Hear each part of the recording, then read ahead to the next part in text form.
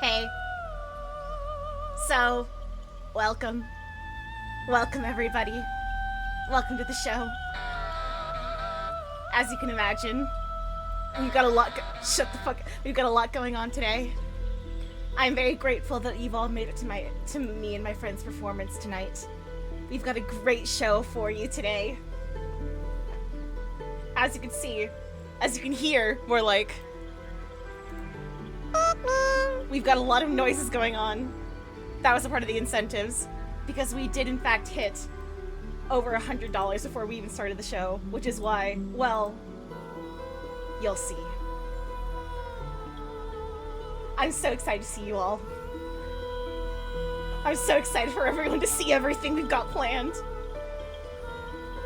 Today's gonna be a great day, because you're all here to see it with me. We've got bits, we've got goofs, we've got gaffes, we've got the greatest actors of our generation. We've also got really loud music. Jesus Christ, I'm gonna turn that down a little bit actually. But overall, most importantly, we've got you, the viewer. And we've got these lovely incentives here today.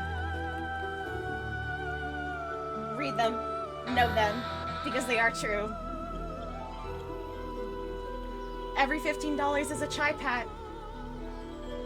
Every $50 add a new noise to scare me. But most importantly, every dollar raised is for a great cause. And the torture that you're putting me through is just a bonus. I'm so excited to have you all here today. I'm so excited to just truly put together a show, the likes of which you've never seen on Twitch.tv. Ever, I'm pretty sure. Because no one would have thought of an idea this fucking dumb. As the show goes on, I have set up a timer. Every 15 minutes, or 20, I forgot which one it was, there will be a cheeky little message from Stream Elements that tells you about the ongoing issues in Palestine, Sudan, and Congo. Because even though this is very funny, it is also for a great cause.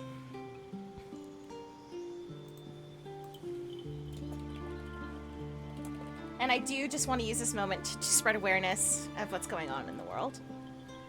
And with that, it's almost time to begin the show. I always see you guys once again after Act 3, when we will have a 10-minute intermission. But until then, enjoy the show. And I'm really sorry for what you're about to see. Donate! Pikmin! Fucking hell.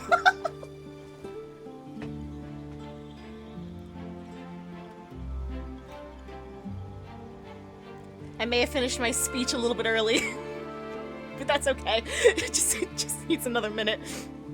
So how y'all doing? Y'all excited? I'm excited. You know, when I said Muppet originally, it wasn't like supposed to be literal, but then like Mint got an idea and then it became like a whole bit, and now we're like all Muppets. Like, it really was supposed to be not like a full thing.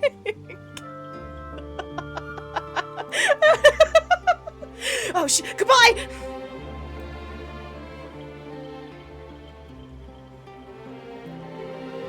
Welcome to the show. Hamlet, Prince of Denmark, is home from school to mourn the death of his father, King Hamlet, who has died 2 months earlier. Hamlet is disgusted by the marriage of his newly widowed mother, Queen Gertrude, to his uncle, Claudius, who now has a throne. On a dark winter night, a ghost walks the ramparts of Elsinore Castle in Denmark. Our story begins with its discovery. Act 1, Scene 1. Elsinore, a platform before the castle. Francisco at his post. Enter to him, Bernardo. Who's there? Nay, answer me. Stand and unfold yourself. Long live the king. Bernardo. He. You come most carefully upon your hour. 'Tis now struck 12. Get thee to bed, Francisco. For this relief, much thanks. 'Tis bitter cold, and I am sick at heart. Have you had quiet guard? Not a mouse stirring. Well, good night. If you do meet Horatio and Marcellus, the rivals of my watch, bid them make haste. I think I hear them. Stand, ho! Who's there? Enter Horatio and Marcellus. Friends to the ground. And liegeman to the Dane. Give you good night. Oh, farewell, honest soldier. Who hath relieved you? Bernardo has my place. Give you good night. Exit. Hola, Bernardo! Say, what, is Horatio there? A piece of him. Welcome, Horatio. Welcome, good Marcellus. What, has this thing appeared again tonight? I have seen nothing. Horatio says 'tis but our fantasy, and will not let belief take hold of him, touching this dreaded sight twice seen of us. Therefore, I have entreated him along with us to watch the minutes of this night, that if again this apparition come, he may approve our eyes and speak to it. Tush, tush, 'twill not appear. Sit down a while, and let us once again assail your ears, that are so forfeited against our story, that we have 2 nights seen. Well, sit we down, and let us hear Bernardo speak of this. Last night of all, when John Same started thus westward from the pole, had made his course to illume what part of heaven, where now it burns, Marcellus and myself, the bell then beating one. Enter Ghost. Peace, break thee off. Look, where it comes again. In the same figure, like the king's that's dead. Thou art a scholar, speak to it, Horatio. Looks like it's not the king, Mike Horatio. Most like, it harrows me with fear and wonder. It would be spoke to. Question it, Horatio. What art thou that usurped this time of night, together with that fair and warlike form, in which the majesty of buried Denmark did sometimes march? By heaven, I charge thee, speak! It is offended. See, it stacks away! Stay! Speak! Speak! I charge thee! Speak! Exit Ghost. 'Tis gone, and will not answer. How now, Horatio? You tremble and you look pale. It's not something more than fantasy. What you think you own? Before my God, I might not this believe, without my sensible and true avouch of mine own eyes. Is it not like the king? As thou art to thyself, such was the very armor he had on when the ambitious Norway combated. So frowned he once, when, in an angry parley, he smote the slitted poleaxe on the ice. 'Tis strange. Thus twice before, and jump at this dead hour. With martial stock hath he gone by our watch. In what particular thought to work I know not, but in the gross and scope of my opinion, this bodes some strange eruption to our state. Good. Now sit down and tell me, he that knows, why this same strict and most observant watch so nightly toils the subject of the land, and why such daily cast of brazen cannon and foreign marked for implements of war. Why such impress of shipwrights, whose sore tasks does not divide the Sunday from the week? What might be toward that this sweaty haste doth make the night joint laborer with the day?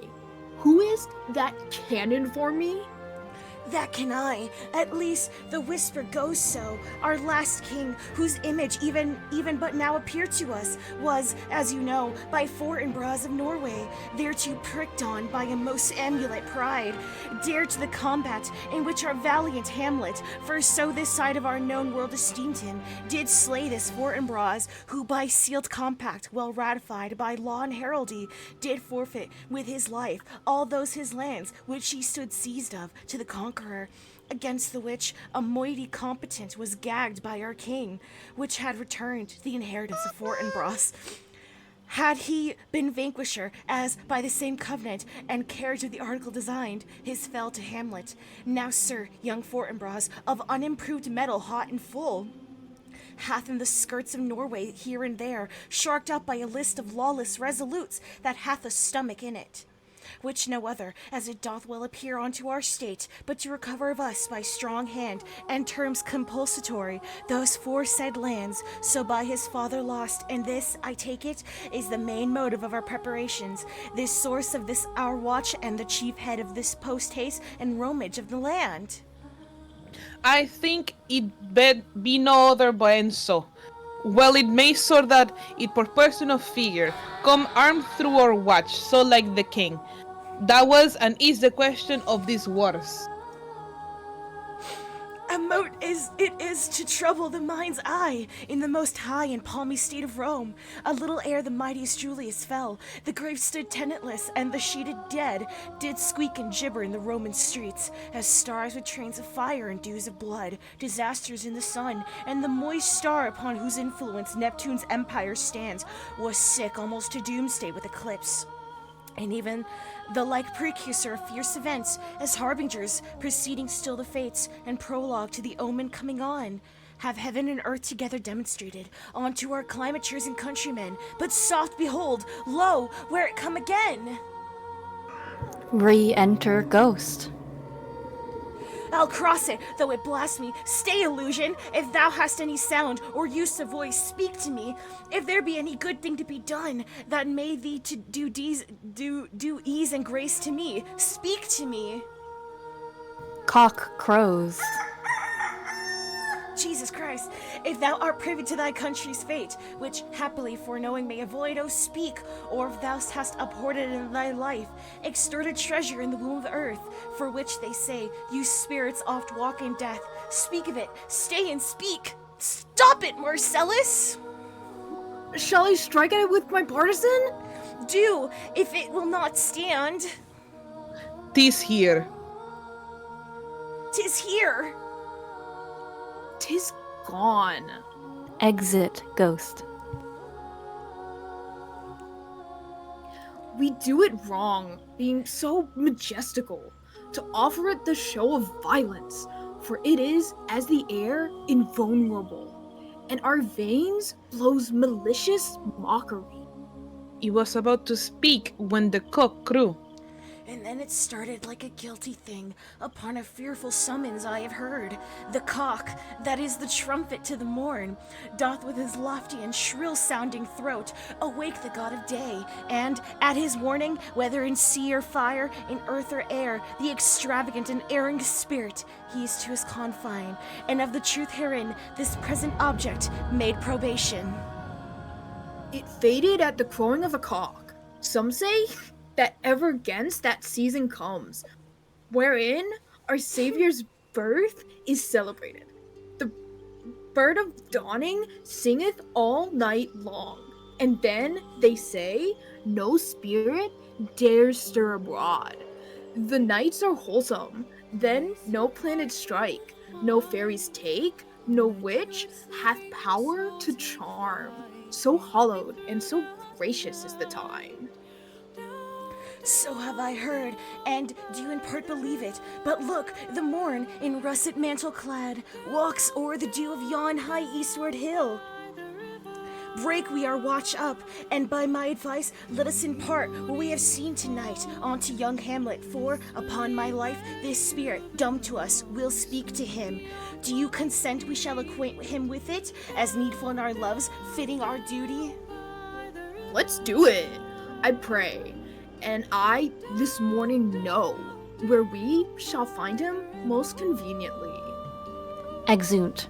Scene 2. A room of state in the castle. Enter King Claudius, Queen Gertrude, Hamlet, Polonius, Laertes, Voltimand, Cornelius, lords and attendants. Though yet of Hamlet, our dear brother's death, the memory be great, and that is us befitted, to bear our hearts in grief, our whole kingdom, to be contracted in one brow of woe. And yet so far hath discretion fought with nature, that we with wisest sorrow think on him, together with remembrance of ourselves.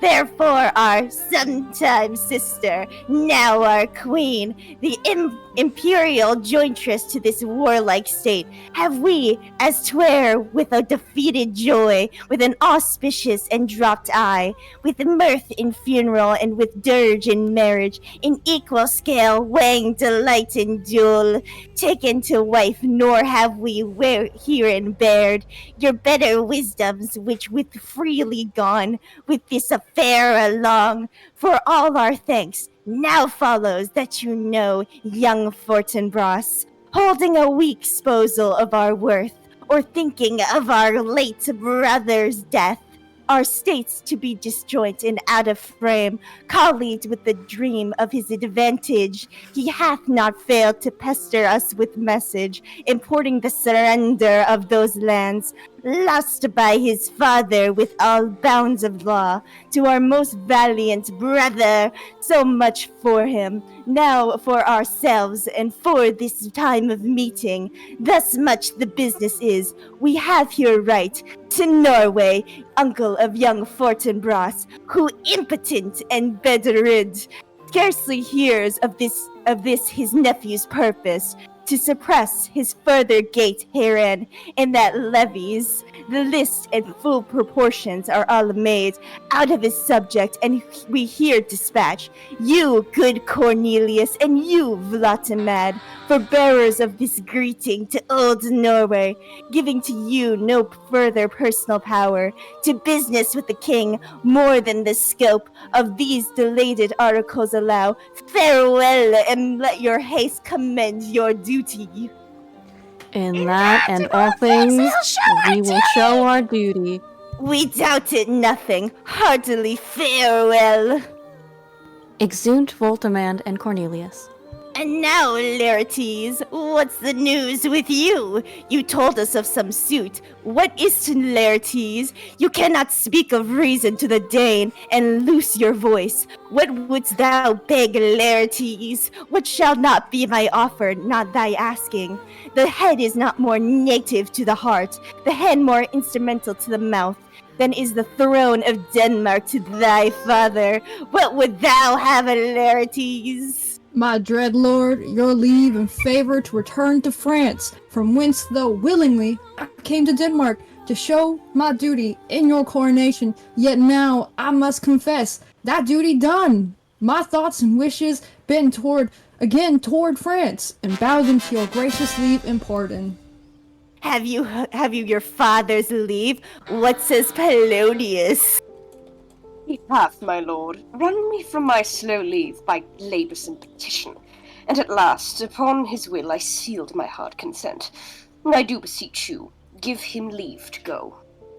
Take thy fine hour, Laertes. Time be thine, and thy best graces. Spend it at thy will, but now, my cousin Hamlet, and my son. A little more than kin and less than kind. How is that the clouds still hang on you? Not so, my lord. I am too much in the sun. Good Hamlet, cast thy nighted colour off, and let thine eye look like a friend on Denmark. Do not forever with thy veiled lids seek for thy noble father in the dust. Thou know'st 'tis common, all that lives must die, passing through nature to eternity. Aye, madam, it is common. If it be, why seems it so particular with thee? Seems, madam. Nay, it is. I know not seems. 'Tis not alone my inky cloak, good mother, nor customary suits of solemn black, nor windy suspiration of forced breath, no, nor the fruitful river and the eye, nor the dejected haver of the visage. Together with all forms, moods, shapes of grief that can denote me truly, these indeed seem, for they are actions that a man might play. But that I have within, with path this show, these but the trappings and suits of woe. Sweet and commendable in your nature, Hamlet, to give these mourning duties to your father, but you must know, your father lost a father, and that father lost his, and the survivor bound in filial obligation for some term to do obsequia sorrow, but to preserve. In obstinance condolement is a course of impenous stubbornness, 'tis unmanly grief. It shows a will most incorrect to heaven, a heart unfortified, a mind impatient, and understanding simple and unschooled. For what we know must be as common as any that most vulgar thing to sense. Why should we, in our peevish opposition, take it to heart? Fie, 'tis a fault to heaven, a fault against the dead, a fault to nature. To reason most absurd, most common theme is death of fathers, and who still hath cried from the first course till he that died today. That must be so. We pray you throw to earth this unprevailing woe, and think of us as of a father, for let the world take note, you are the most immediate to the throne, and with no less nobility of love than that which dearest father bears his son, do I impart toward you. For your intent in going back to school in Wittenberg, it is most retrograde to our desire, and we beseech you, bend you to remain here in the cheer and comfort of our eye, our chiefest courtier, cousin, and our son. Let not thy mother lose her prayers, Hamlet. I pray thee, stay with us. Go not to Wittenberg. I shall, in all my best, obey you, madame.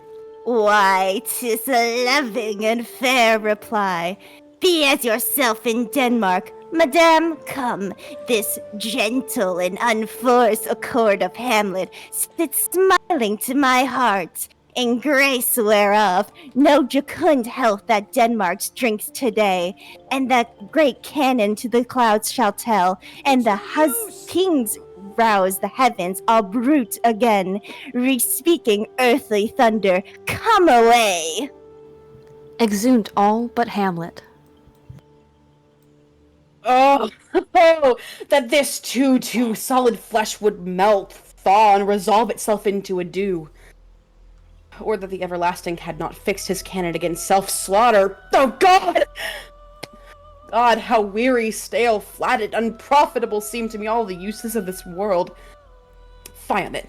No, fie! 'Tis an unweeded garden that grows to seed things rank and gross in nature. Possess it merely that it should come to this! But 2 months dead! Nay, not so much, too! So excellent a king that was to this Hyperion, to a satyr, so loving to my mother that he may not beteem the winds of heaven visit her face too roughly. Heaven and earth, must I remember? Why, she would hang on him as if increase of appetite had grown by what fed it on, and yet within a month... Let me not think on it. Ah, frailty, thy name is woman! A little month or ere those shoes were old with which she followed my poor father's body, like Niobe, all tears. Why, even she, oh God, a beast that once discourse of reason, would have mourned longer, married my uncle? My father's brother, but no more like my father than I to Hercules, within a month. Ere the salt of most unrighteous tears had left the flushing in her gallied eyes, she married. O most wicked speed, to post with such dexterity to incestuous sheets. It is not, nor it cannot come to good. break my heart, for I must hold my tongue. Enter Horatio, Marcellus, and Bernardo. Hail to your lordship!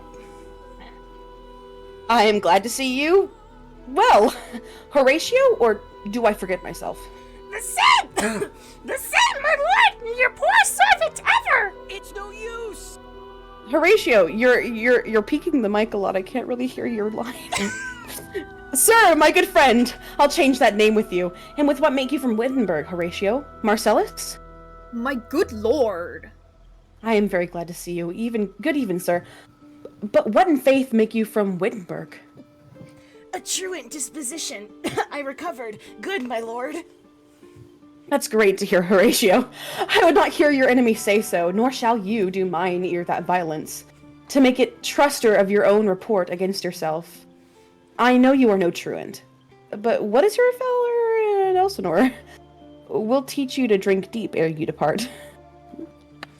My lord, I came to see your father's funeral. I pray thee, do not mock me, fellow student. I think it was to see my mother's wedding. Indeed, my lord, it followed hard upon. Thrift, Horatio. The funeral baked meats did coldly furnish forth the marriage tables. Would I had met my dearest foe in heaven, or ever I'd seen that day, Horatio. My father. Methinks I see my father. Where, my lord? In my mind's eye, Horatio. I saw him once. He was a goodly king. He was a man. Take him for all in all. I shall not look upon his like again. My lord, I think I saw him yesternight. Saw? Who? My lord, the king, your father. The king, my father. Season your admiration for a while, with an attent ear till I may deliver, upon the witness of these gentlemen, this marvel to you. For God's love, let me hear. 2 nights together have these gentlemen, Marcellus and Bernardo, on their watch in the dead vast and middle of the night, been thus encountered. A figure like your father, armed at point exactly capapé, appears before them, and with solemn march goes slow and stately by them. Thrice he walked, by their oppressed and fear-surprised eyes, within his truncheon's length, whilst they distilled almost to jelly with the act of fear. Stand dumb, and speak not to him, this to me. In dreadful secrecy in part they did, and I with them the 3rd night kept the watch, where, as they had delivered both in time, form of the thing, each word made true and good, the apparition comes. I knew your father, these hands are not more like. But where was this? My lord, upon the platform where we watched. Did you not speak to it? My lord, I did, but answer made it none. Yet once methought it lifted up its head and did address itself to motion, like as it would speak. But even then the morning cock crew loud, and at the sound it shrunk in haste away, and vanished from our sight. 'Tis very strange. As I do live, my honored lord. 'Tis true! Jesus fucking Christ, it's 'tis true, and we did think it writ down in our duty to let you know of it. Indeed, sirs, but this troubles me. I'll hold you the watch tonight. We do, my lord. My lord. Armed, say you? Armed, my lord. From top to toe? My lord, from head to foot. Then you saw not his face? Oh yes, my lord. He wore his beaver up. What, looked he frowningly? Nay, very pale! Pale or red? Most constantly. Fuck, I read the wrong line. It's okay. Why would I have been there? It would have much amazed you. Very like. Stayed it long? While once with moderate haste might tell 100. Longer. Not when I saw it. His beard was grizzled, no? It was, as I have ever seen it in his life, a sable silvered. I will watch tonight. Perchance 'twill walk again. I warrant it will. If it assume my noble father's person, I'll speak to it, though hell itself should gape and bid me to hold my peace. I pray you all, if you have hitherto concealed the sight, let it be tenable in your silence still, and whatsoever shall hap tonight, give it an understanding, but no tongue. I will requite your loves. So, fare you well upon the platform. Twixt 11 and 12, I'll visit you. Our duty to Your Honor. Your loves as mine to you. Farewell.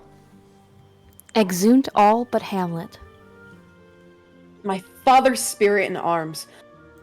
All is not well. I doubt some foul play. Would the night were come. Then, sit still my soul. Foul deeds will rise, though all the earth overwhelm them to men's eyes. Exit. Scene 3. A room in Polonius's house. Enter Laertes and Ophelia. My necessaries are embarked. Farewell, and sister, as the winds give benefit and convoy is assistant, do not sleep, but let me hear from you. Do you doubt that? For Hamlet, in the trifling of his favor, hold it a fashion and a toy in blood, a violet in the use of premoniture, forward, not permanent, sweet, not lasting, the perfume and supplements of a minute, no more. No more but so.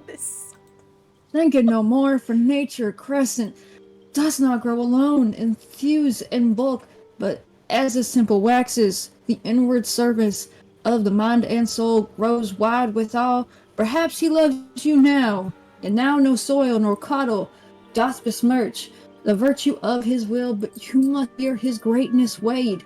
His will is not his own, for he himself is a subject to his birth.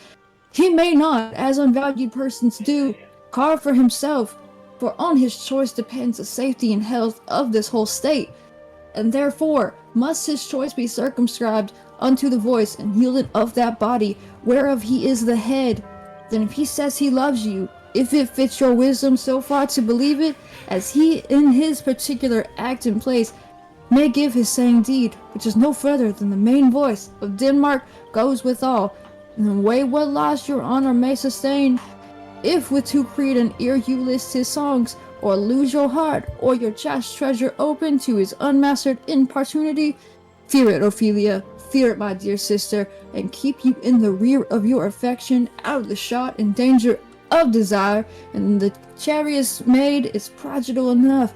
If she unmask her beauty to the moon, virtue itself scapes, not calumnious strokes, the canker gouls the infants of the spring, too oft before their buttons be disclosed, and in the morn, in liquid dew of youth, contagious blasphemies are most imminent. Be wary then, best safety lies in fear, youth unto itself rebels, though none else near. I shall the effect of this good lesson keep as watchman to my heart.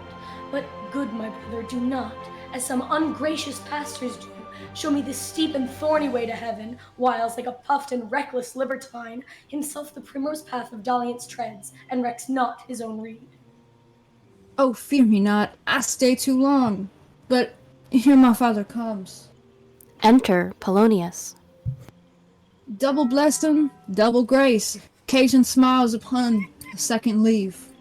Yet here, Laertes, aboard for shame. The wind sits in the shoulder of your sail. I turned on my camera. And you are stayed for there, my blessing with thee, and these few precepts in thy memory. See thou character, give thy thoughts no tongue, nor any unproportioned thought his act. Be thou familiar, but by no means vulgar. Those friends thou hast in their adoption tried, grapple them to thy soul with hoops of steel, but do not dull thy palm with entertainment of each new hatched, unfledged comrade. Beware of entrance to a quarrel, but being in, better the opposed may beware of thee. Give every man thine ear, but few thy voice. Take every man censure, but reserve thy judgment. Costly thy habit as thy purse can buy, but not expressed in fancy, rich, not gaudy, for the appearance oft proclaims the man. And they in France of the best rank and station, a more select and generous chief in that, neither a borrower nor a lender be, for loan oft loses both itself and a friend, and borrowing doles the edge of husbandry. This above all, to thine own self be true, and it must follow. as day the night, thou canst not then be false to any man. Farewell, my blessing season this in thee. Most humbly do I take my leave, my lord. The time invites you. Go, your servants tend. Farewell, Ophelia, and remember well what I have said to you. 'Tis in my memory locked, and you yourself shall keep the key of it. Farewell. Exit. What is it, Ophelia? Be hath said to you? So please you something touching the Lord Hamlet. Marry well bethought. 'Tis told me he hath very oft of late given private time to you, and you yourself have of your audience been most free and bounteous. If it be so 'tis put on me. In that way of caution I must tell you, you do not understand yourself so clearly as it behooves my daughter and your honour. What is it between you? Give me up the truth. He hath, my lord, of late made many tenders of his affection to me. Affection, pooh, you speak like a green girl, unsifted in such perilous circumstance. Do you believe his tenders, as you call them? I do not know, my lord, what I should think. Marry, I'll teach you. Think yourself a baby, that you ta'en these tenders for true pay, which are not sterling. Tend yourself more dearly, or not to crack the wind of the poor phrase. Running it thus, you'll tender me a fool. My lord, he hath importuned me with love in honourable fashion. Aye, fashion you may call it. Go to, go to. And hath given countenance to his speech, my lord, with almost all the holy vows of heaven. Aye, springles to catch woodcocks. I do know when the blood burns, how prodigal the soul. Lends the tongue vows these blazes, daughter, giving more light than heat, extinct in both. Even in the promise as it is in making, you must not take for fire. From this time be somewhat scanter of your maiden presence. Set your entreatments at a higher rate than to command to parley. For Lord Hamlet believes so much in him that he is young, and with a larger tether may he walk, than may be given to you in few, Ophelia. Do not believe his vows, for they are brokers, not of that dye which their investments show, but mere implorators of holy suits, breathing like sanctified and pious bawds. The better not to beguile. This is for all. I would not, in plain terms, from this time forth, have you so slander any moment leisure, as to give words or talk with the Lord Hamlet. Look to it, I charge you. Come your ways. I shall obey, my lord. Exeunt. Scene 4. The platform. Enter Hamlet, Horatio, and Marcellus. The air bites shrewdly. It is very cold. It's a nipping and eager air. I'm muted, fuck. It's a nipping and an eager air. Oh, what hour now? I think it lacks a 12. No, it is struck. Indeed. I heard it not. Then it draws near the season wherein the spirit held is wont to walk. A flourish of trumpets, and ordnance shot off within. What does this mean, my lord?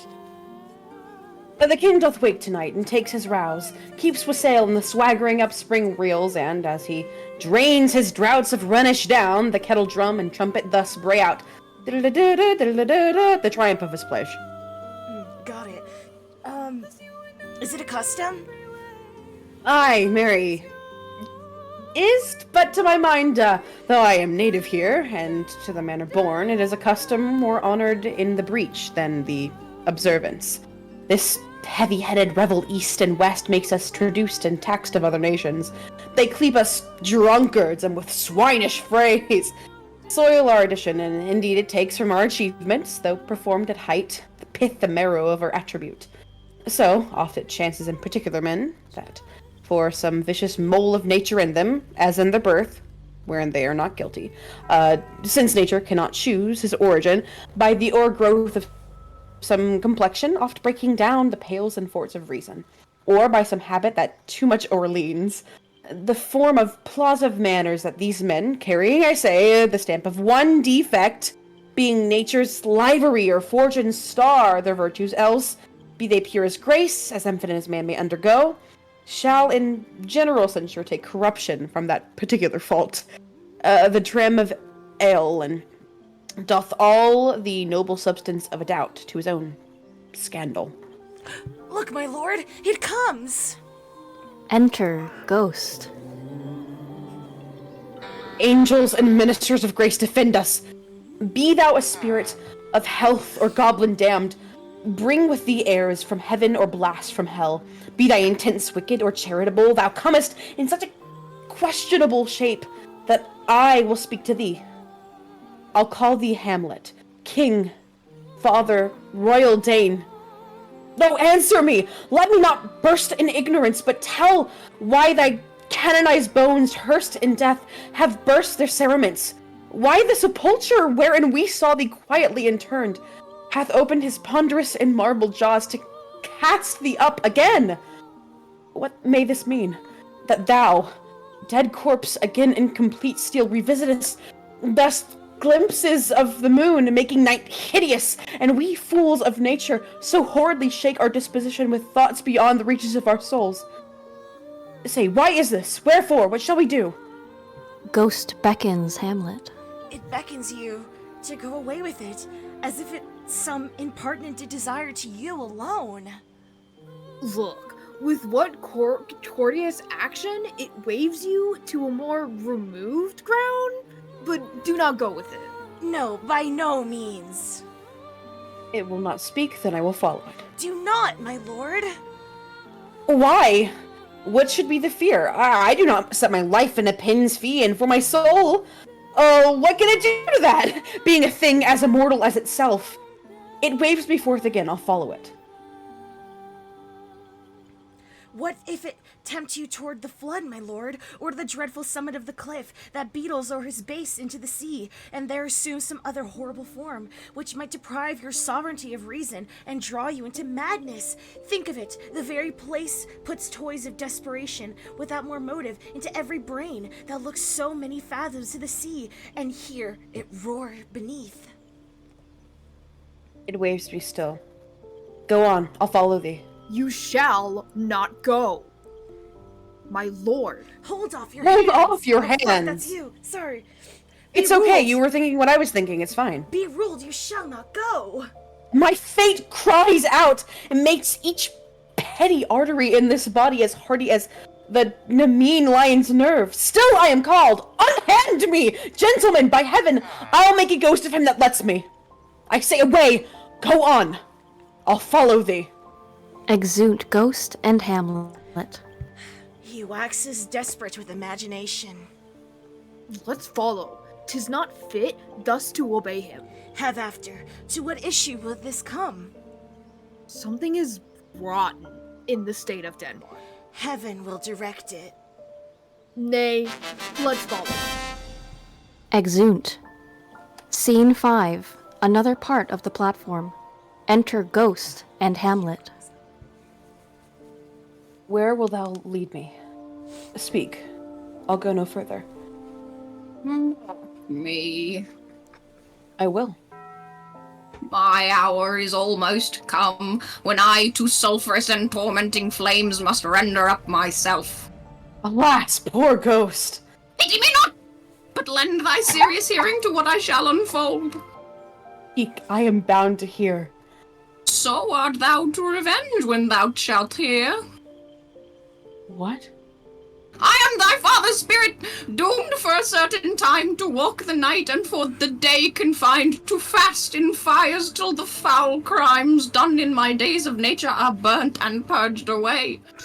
But that I am forbid to tell the secrets of my prison house. I could a tale unfold whose lightest word would harrow up thy soul, freeze thy young blood, make thy two eyes like stars start from their spheres, thy knotted and combined locks to part, and each particular hair to stand on end like quills upon the fretful porcupine. But this eternal blazon must not be to ears of flesh and blood. Listen! Listen to your father, boy! If thou wilt a dear father they love! Oh God! Revenge is foul and most unnatural murder! Murder!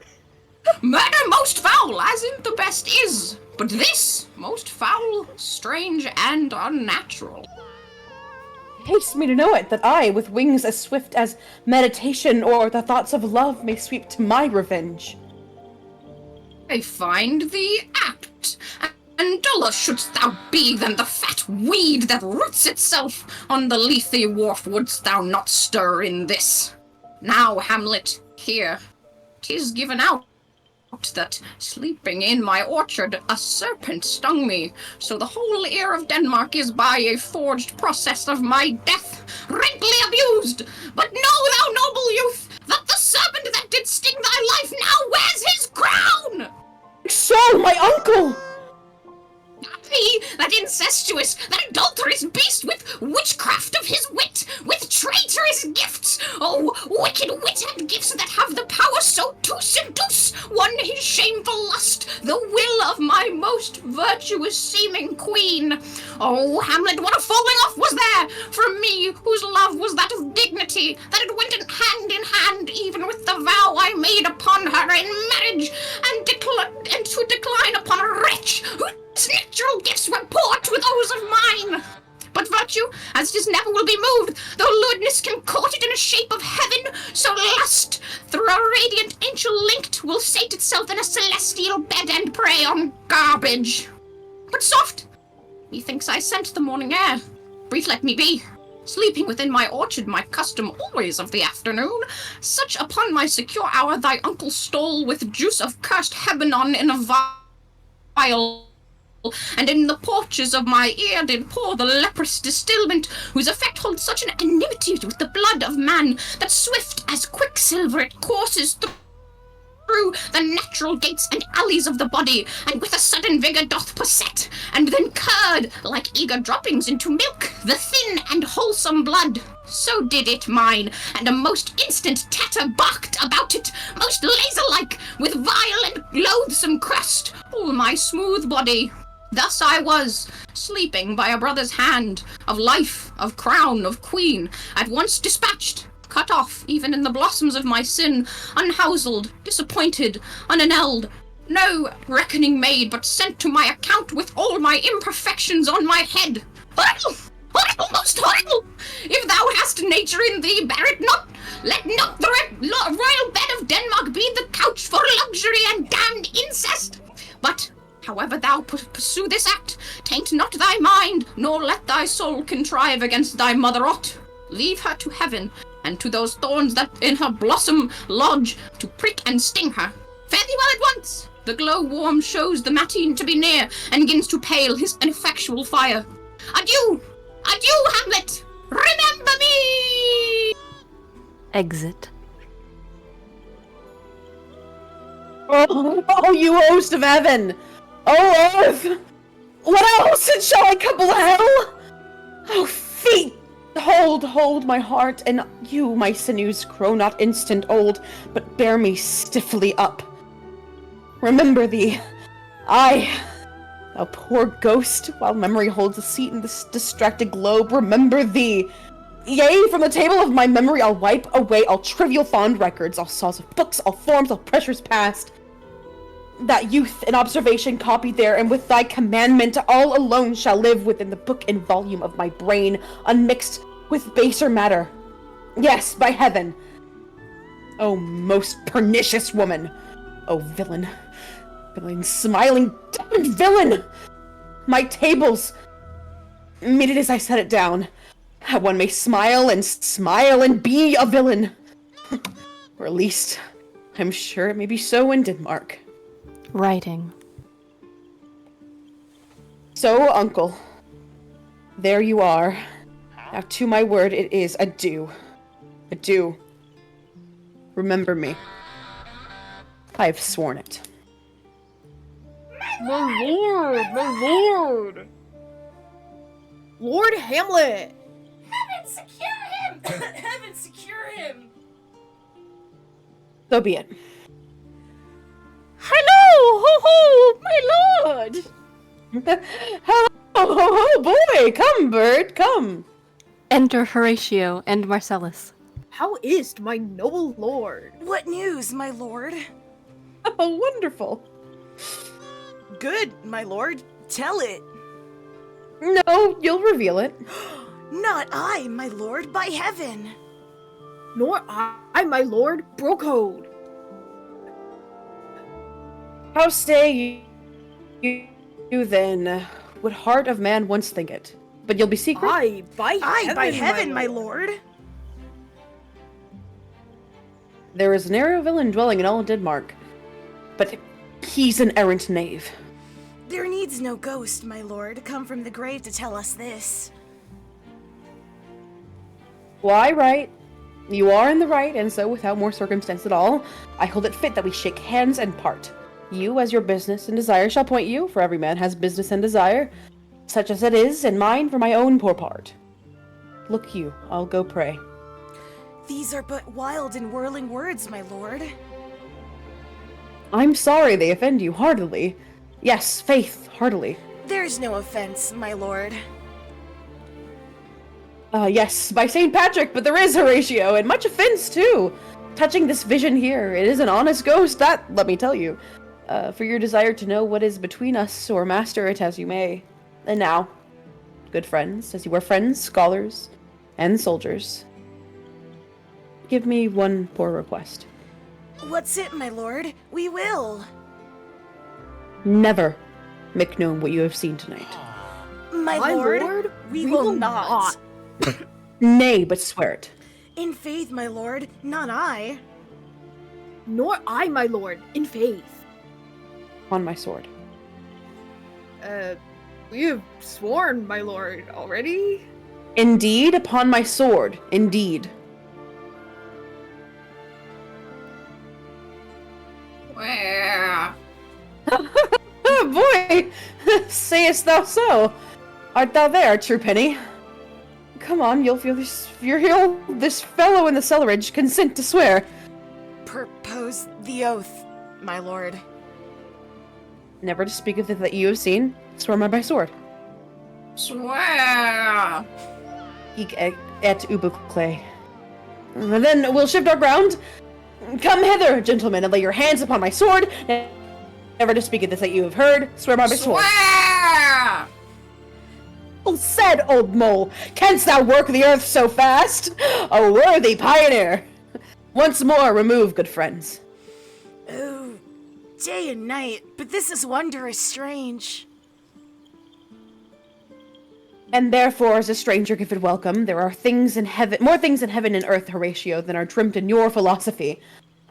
But come, here as before, never so help you mercy, how strange or odd soever bear myself, as I perchance hereafter shall think meet to put an antic disposition on, that you, at such time seeing me, never shall, with arms encumbered thus, or this head shake, or by pronouncing of some doubtful phrase as, well, we know, or we could, and if we would, or if we list to speak, or there be an odd, or such ambiguous giving out to note that you know aught of me. This not to do, so grace and mercy at your most need help you. Swear. Swear! Rest, perturbed spirit. They swear. So, gentlemen, with all my love, I do commend me to you. And what so poor a man as Hamlet is may do to express his love and friendling to you. God willing, shall not lack. Let us go in together. And still your fingers on your lips, I pray. The time is out of joint. Oh, cursed spite. That ever I was born to set it right. Nay. Come, let's go together. Exeunt. Act 2. Scene 1. A room in Polonius's house. Enter Polonius and Reynaldo. Give him this money, and these notes, Rinaldo. I will, my lord. You shall do marvelous wisely. Good Reynaldo. Before you visit him to make inquiry of his behavior. My lord, I did intend it. Marry, well said, very well said. Look you, sir, inquire me first what dances are in Paris, and how, and who, what means, and where they are keep, and what company at what expense, and finding by this encompassment and drift of question that they do know my son, come you more nearer than your particular demands will touch it. Take you as 'twere some distant knowledge of him, and thus I know his father and his friends, and in part, him. Do you mark this, Rinaldo? Very well, my lord. and impart him, but you may say not well, but if he be, he's very wild, addicted, so and so, and there put on him what forgeries you please, marry none so rank, as may dishonour him. Take heed of that. But sir, such wanton and wild and unusual slips, as our companions noted and most known to youth and liberty. As gaming, my lord. Ah, your drinking, fencing, swearing, quarrelling, drabbing. You may go so far. My lord, that would dishonor him. Faith, no. As you may season it into the charge, you must not put another scandal on him that he is open to inconsistency. That is not my meaning, but breathe his faults so quaintly that they may seem the taints of liberty, the flash and outbreak of a fiery mind, a savageness and unreclaimed blood of general assault. But my good lord. Wherefore should you do this? My lord, I would know that. Marry, sir, here's my drift, and I believe it is a fetch of wit. You laying these slight sullies on my son, as 'twere the thing, a little soy line in the working, mark you, your party in converse. Him you would sound, having ever seen in the prenominate crimes, the youth you breathe of guilty, be assured, he closes with you in this consequence. Good sir, or so, friend, or gentleman, according to the phrase or the addition of man and country. Very good, my lord. And then, sir, does he this? He does. Oh, what was I about to say? By the mass, I was about to say something. Where did I leave? At closest in the consequence, at friend or so, and gentleman. At closes in consequence, I marry. He closes thus, I know the gentleman. I saw him yesterday, or the other day, or then, with such, or such, and as you say, there was the gaming there, took in its ruse, the falling out at tennis, or perchance, I saw him enter such a house of sale, videlicet, a brothel, and so forth. See you now, your bait of falsehood takes this carp of truth, and thus do we wisdom and of reach, with windlasses and essays of bias, by indirections find directions out. So, by my former lecture and advice, shall you, my son? You have me, have you not? My lord, I have. God be with you. Fare you well. Good, my lord. Observe his inclination in yourself. I shall, my lord. And let him ply his music. Well, my lord. Farewell. Exit Rinaldo. Enter Ophelia. How now, Ophelia? What's the matter? Oh, my lord, I've been so frighted. With what? The name of God? My lord, as I was sewing in my closet, Lord Hamlet, with his doublet all embraced, no hat upon his head, his stockings fouled, unguarded, and down jived to his ankle, pale as his shirt, his knees knocking each other, and with a look so piteous in purport, as if he had been loosed out of hell to speak of horrors. He comes before me. Mad for thy love. My lord, I do not know, but truly I do fear it. What said he? He took me by the wrist and held me hard. Then goes he to the length of all his arm, and then with his other hand thus o'er his brow, he falls to such perusal of my face as he would draw it. Long stayed he so, last, a little shaking of mine arm, and thrice his head thus moving up and down. He raised a sigh so piteous and profound, as it did seem to shatter all his Vulcan and his being. That done, he lets me go, and with his head over his shoulder turned, he seemed to find his way without his eyes, for out of doors he went without their helps, and to the last bended their light upon me. Go with me. I will go seek the king. This is the very ecstasy of love, whose violent property foredoes itself, and leads the will to desperate undertakings as oft as any passion under heavens, that does afflict our natures. I am sorry. What have you given him many hard words of late? No, my good lord, but as you did command, I did repel his fetters, and denied his access to me. That hath made him mad. I am sorry that with better heed and judgment I had not quoting him.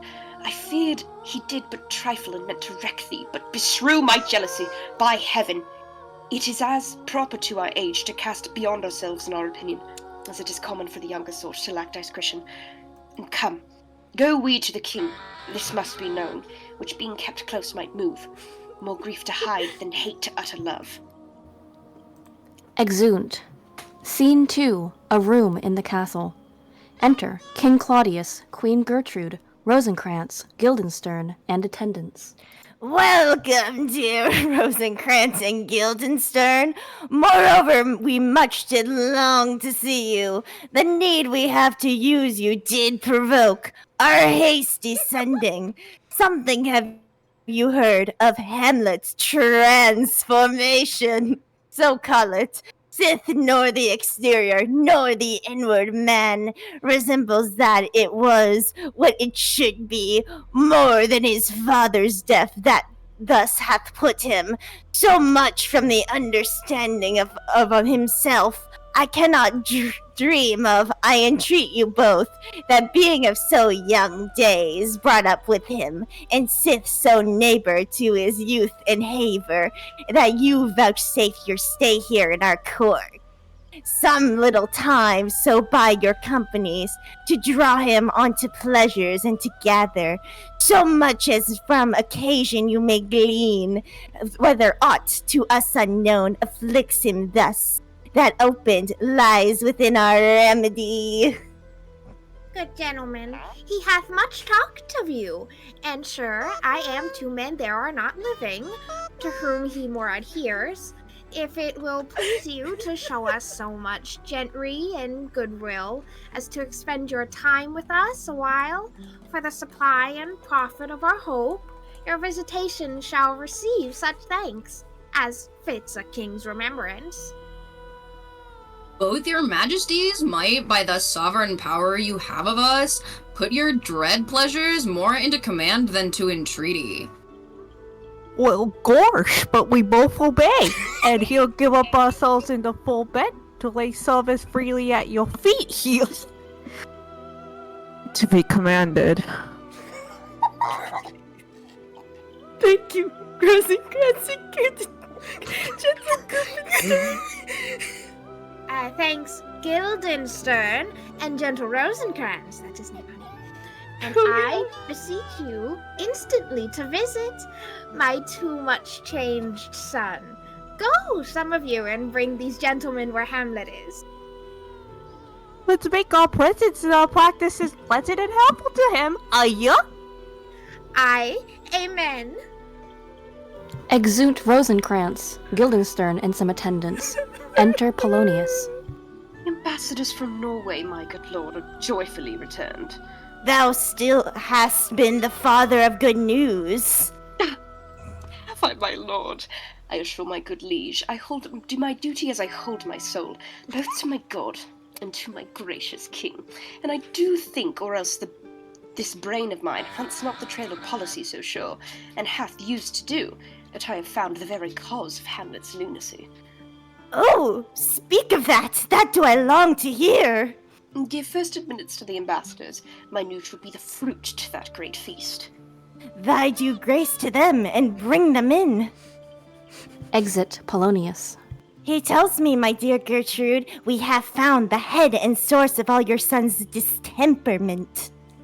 I doubt it is no other than the main, his father's death and our hasty marriage. Well, we shall sift him. Re-enter Polonius with Voltimand and Cornelius. Welcome, my good friends. Say, Voltimand, what from our brother Norway? Most fair return of greetings and desires upon our fussy sent out to suppress his nephew's levies, which to him appeared to be a preparation against the Polak. But better looked into, he truly found it was against your highness, whereat grieved that so his sickness, age, and impotence was falsely borne in hand, set the rest on Fortinbras, which he, in brief, obeys. It's no use! Receives rebuke from Norway, and in fine makes vow before his uncle nevermore to give the assay of arms against your majesty, whereon all Norway overcome with joy gives him 3,000 crowns an annual fee, and is commissioned to employ those soldiers so levied as before against the Polak, with an entreaty herein further shown. Giving a paper. That it might please you to give quiet pass through your dominions for this enterprise, on such regards of safety and allowance as therein are set down. It likes us well, and at our most considered time well read. answer and think upon this business. Meantime, we thank you for your well-took labor. Go to your rest. At night, we'll feast together. Most welcome home. Exeunt Voltimand and Cornelius. Goodbye! This business is well ended, my liege, and madam, to expostulate. What majesty should be, what duty is, why day is day, night night, and time is time. We're nothing but to waste night, day, and time. Therefore, since brevity is the soul of wit, and tediousness the limbs and outward flourishes, we will be brief. Your noble son is mad. Mad call I it, for to define true madness, what is to be nothing else but mad? But let that go. More matter, less art. Madam, I swear I use no art at all. That he is mad, 'tis true, 'tis pity. In pity 'tis true, a foolish figure. But farewell, foolish, I will use no art. Mad, let us grant him. Then it now remains that we find out the cause of this effect, or rather say, cause of this defect.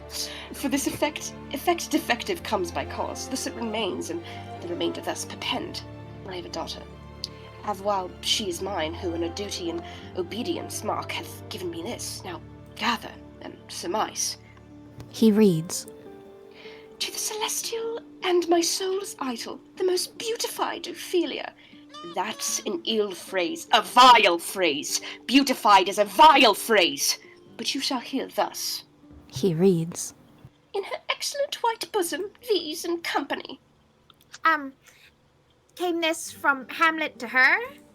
Good madam, stay a while. I will be faithful. He reads. Doubt thou the stars of fire, doubt that the sun doth move, doubt truth to be a liar, but never doubt I love. Oh dear Ophelia, I am at ill with these numbers, I have not aught to reckon my groans, but that I love thee best, who most best believe it, adieu. Thine evermore most dear lady, whilst this machine is to him. Hamlet.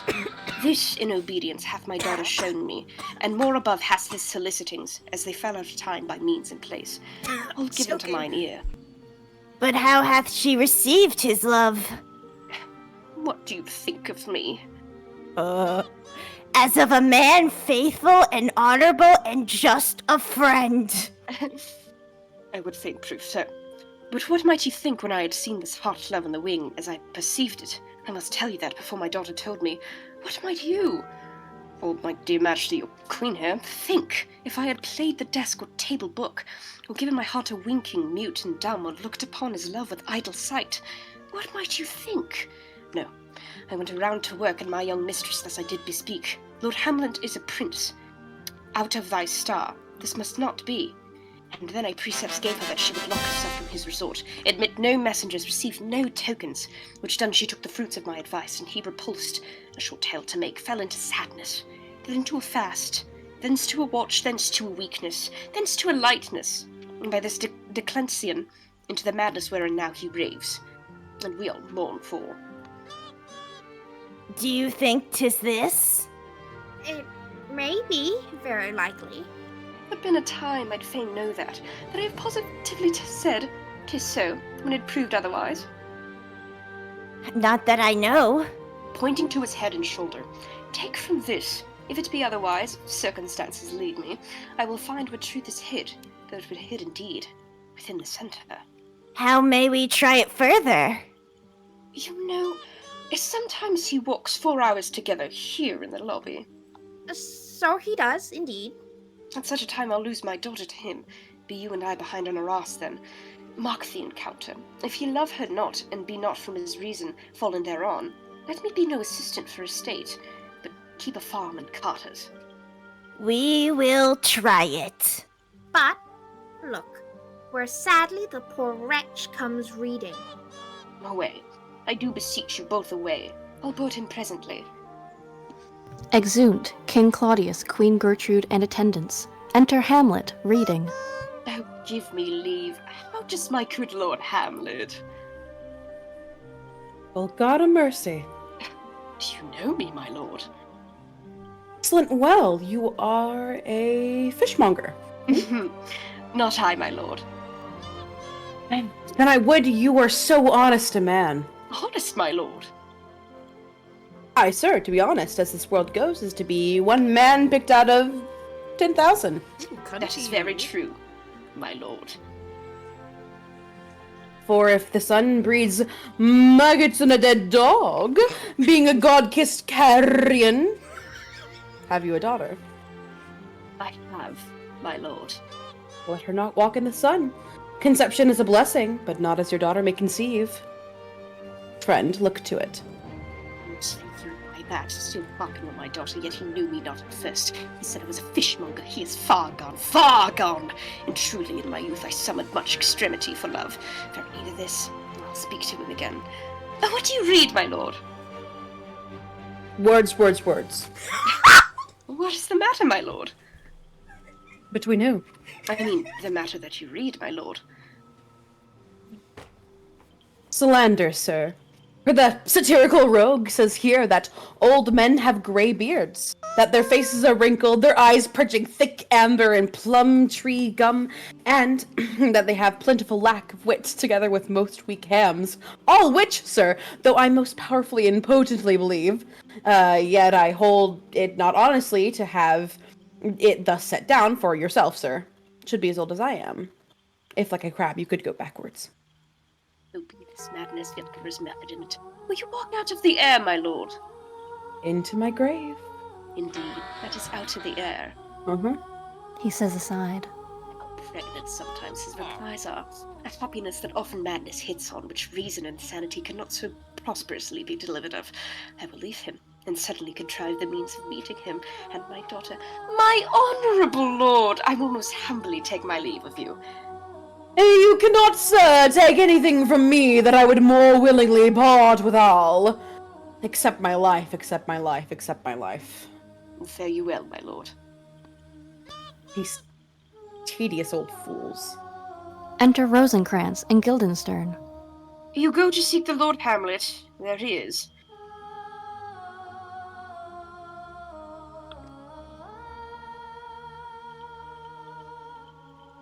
Exit Polonius.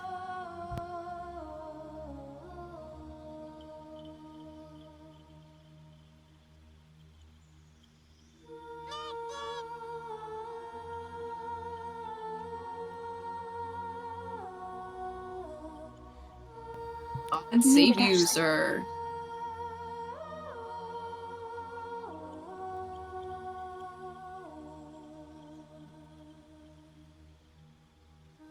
I think I just might have heard something.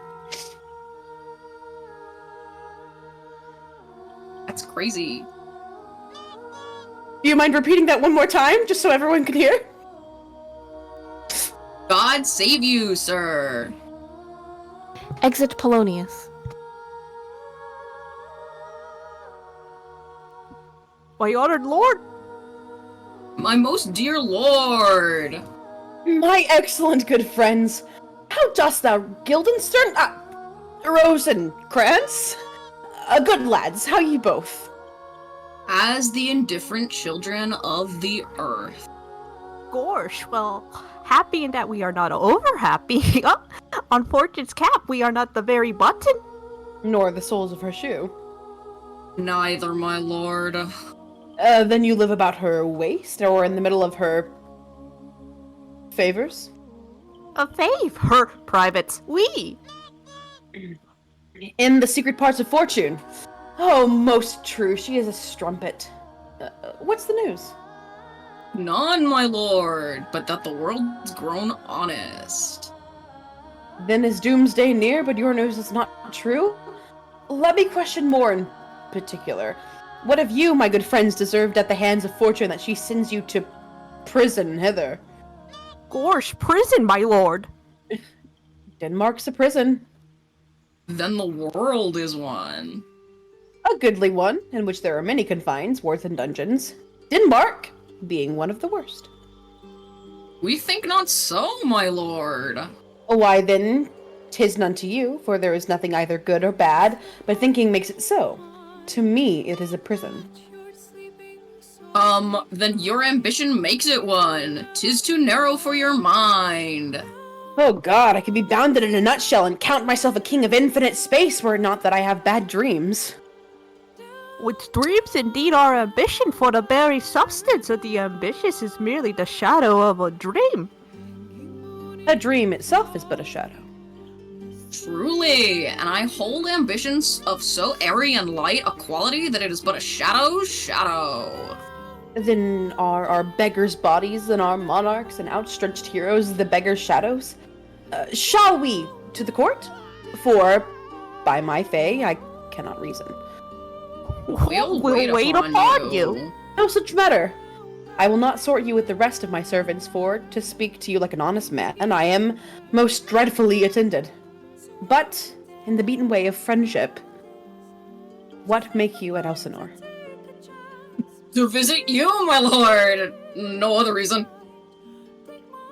A beggar than I am even poorer in thanks. But I thank you. And sure, dear friends, my thanks are too dear a halfpenny. Were you not sent for?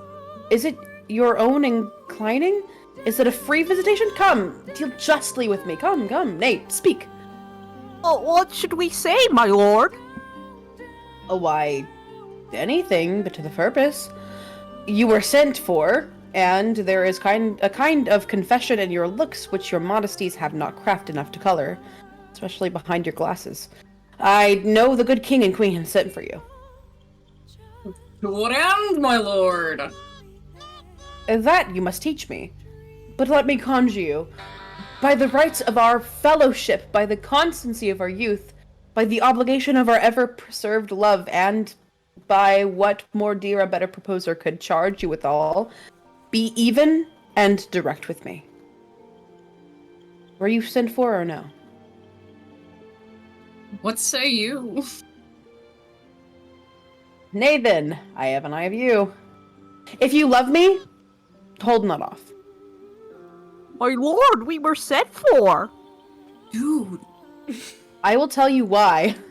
So shall my anticipation prevent your discovery and your secrecy to the king and queen, moult no feather. I have of late, but wherefore I know not, lost all my mirth, forgone all custom of exercises, and indeed it goes so heavily with my disposition that this goodly frame, the earth, seems to me a sterile promontory. This most excellent canopy, the air, look you, this great brave overhanging firmament, this majestical roof fretted with golden fire, why it appears no other thing than to me than a foul and pestilent congregation of vapors. What a piece of work is man. How noble in reason, how infinite in faculty, I knew that word, in form and moving, how express and admirable. In action, how like an angel. In apprehension, how like a god. In the beauty of the world, the paragon of animals. And yet to me, what is this quintessence of dust? Man delights not me, nor woman, neither. Though by your smiling, you seem to say so. My lord, there was no such stuff in my thoughts. Why did you laugh then when I said man delights not me? Are you calling me gay? I would never, my lord. I'm chill like that. To think, my lord, if you delight not in man, what leaden and light entertainment the players shall receive from you. We caught them on the way, and hither are coming to offer you service. He that plays the king shall be welcomed. His majesty shall have tribute of me. The adventurous knight shall use his foil and target. The lover shall not sigh gratis. The humorous man shall end his part in peace. The clown shall make those laugh whose lungs are tickled over the sare, and the lady shall say her mind freely, or the blank verse shall halt for it. What players are they? Even those you were wont to take delight in, the tragedians of the city. How chances that they travel? Their residence, both in reputation and profit, was better both ways. I think their ambition comes by the means of the late innovation. Do they hold the same estimation they did when I was in the city? Are they so followed? No, indeed they are not.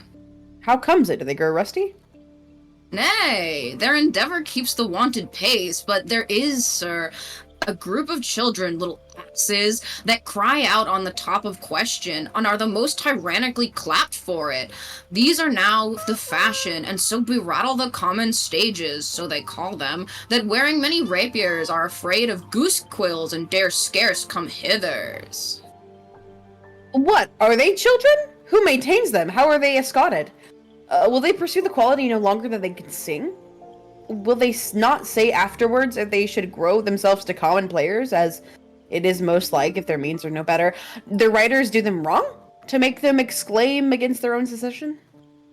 Faith, there's been much to do on both sides, and the nation holds it in no sin to tar them with the controversy. There was, for a while, no money bid for argument unless the poet and player went to cuffs in the question. It's possible. There has been there has been much throwing about of brains here. Do the boys carry it away?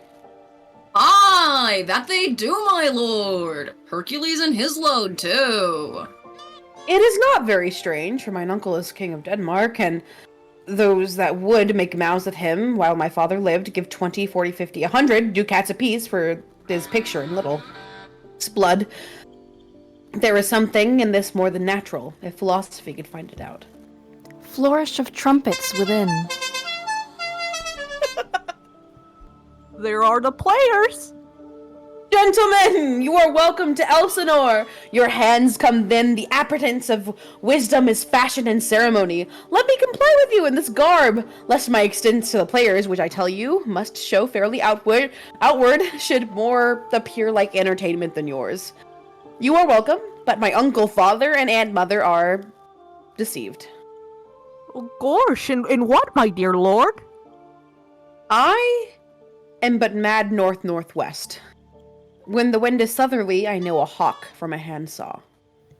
Enter Polonius. Well, be with you, gentlemen. Hark you, Guildenstern, and you too, Rose. At each ear, and hear, that great baby you see there is not yet out of his swaddling clothes. Happily, he's come the second time come to them. For they say an old man is twice a child. I will prophesy he comes to me to tell of the players' market. You say right, sir. Oh, Monday morning, 'twas so indeed. My lord, I have news to tell you. My lord, I have news to tell you. When Rocus was an actor in Rome... The actors are come hither, my lord. Buzz buzz. Upon mine honour. Then came each actor on his ass. The best actors in the world, either for tragedy, comedy, history, pastoral, pastoral comical, historical pastoral, tragical historical, tragical comical, historical pastoral scene, individable or poem unlimited. Senenza cannot be too heavy, nor Plautus too light, for the law of writ and the liberty. These are the only men. Oh, Jebitha, judge of Israel, what a treasure hast thou! What a treasure had he, my lord? Why, one fair daughter and no more, the which he loved passing well. Still my fucking daughter. Am I not in the right, old Jebitha? If you call me Jephtha, my lord, I have a daughter that I love passing well. Nay, that follows not. What follows then, my lord? Why, as lot by Lord God wot, and then you know, it came to pass as most it was like as the first row of pious chanson that will show you more, for look where my abridgment comes. Enter 4 or 5 players. You are welcome, masters, welcome all. I am glad to see thee well. Welcome, good friends. Oh, my friend, thy face is valent since I saw thee last. Comest thou to beard me in Denmark? What, my young lady and mistress? Your ladyship is nearer to heaven than when I saw you last, by the altitude of a chopin. Pray God your voice, like a piece of uncurrent gold, be not cracked within the ring. Masters, you're all welcome. We'll e'en see to it like French falconers, fly at anything we see, and we'll have a speech straight. Come, give us a taste of your quality. Come, a passionate speech.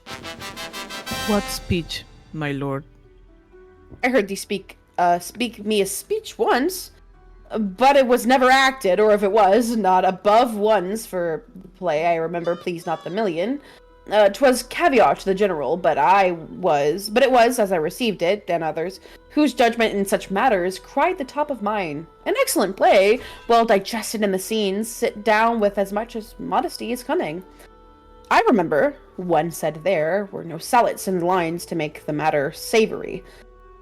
nor no matter in the phrase that might indict the author of affectation, and called it an honest method, but wholesome as sweet, and by very much more handsome than fine. One speech I chiefly loved, 'twas Anaias' tale to Didio, and there about it, especially where he speaks of prison slaughter. If it live in your memory, begin at this line. Let me see. The rugged Pyrrhus, like the Hercynian beast, it is not so. Begins with Pyrrhus. The rugged Pyrrhus, he whose sable arms, black as his purpose, did the night resemble, when he lay couch and ominous horse. Hath he now this dread and black compression smeared with heraldry and mortis maul head to foot? Now as he total glues, horridly thicked with the blood of fathers, mothers, daughters, sons, baked and empaced with parching seats that led a tyrannous and damned lights to their lord's murder, roasted in wrath and fire, and thus o'ersides with coagulate gore, with eyes like carbuncles, this hellish purish, old grandeur Priam seeks. So proceed you. Oh God, my lord, well spoken with good accent and good discretion.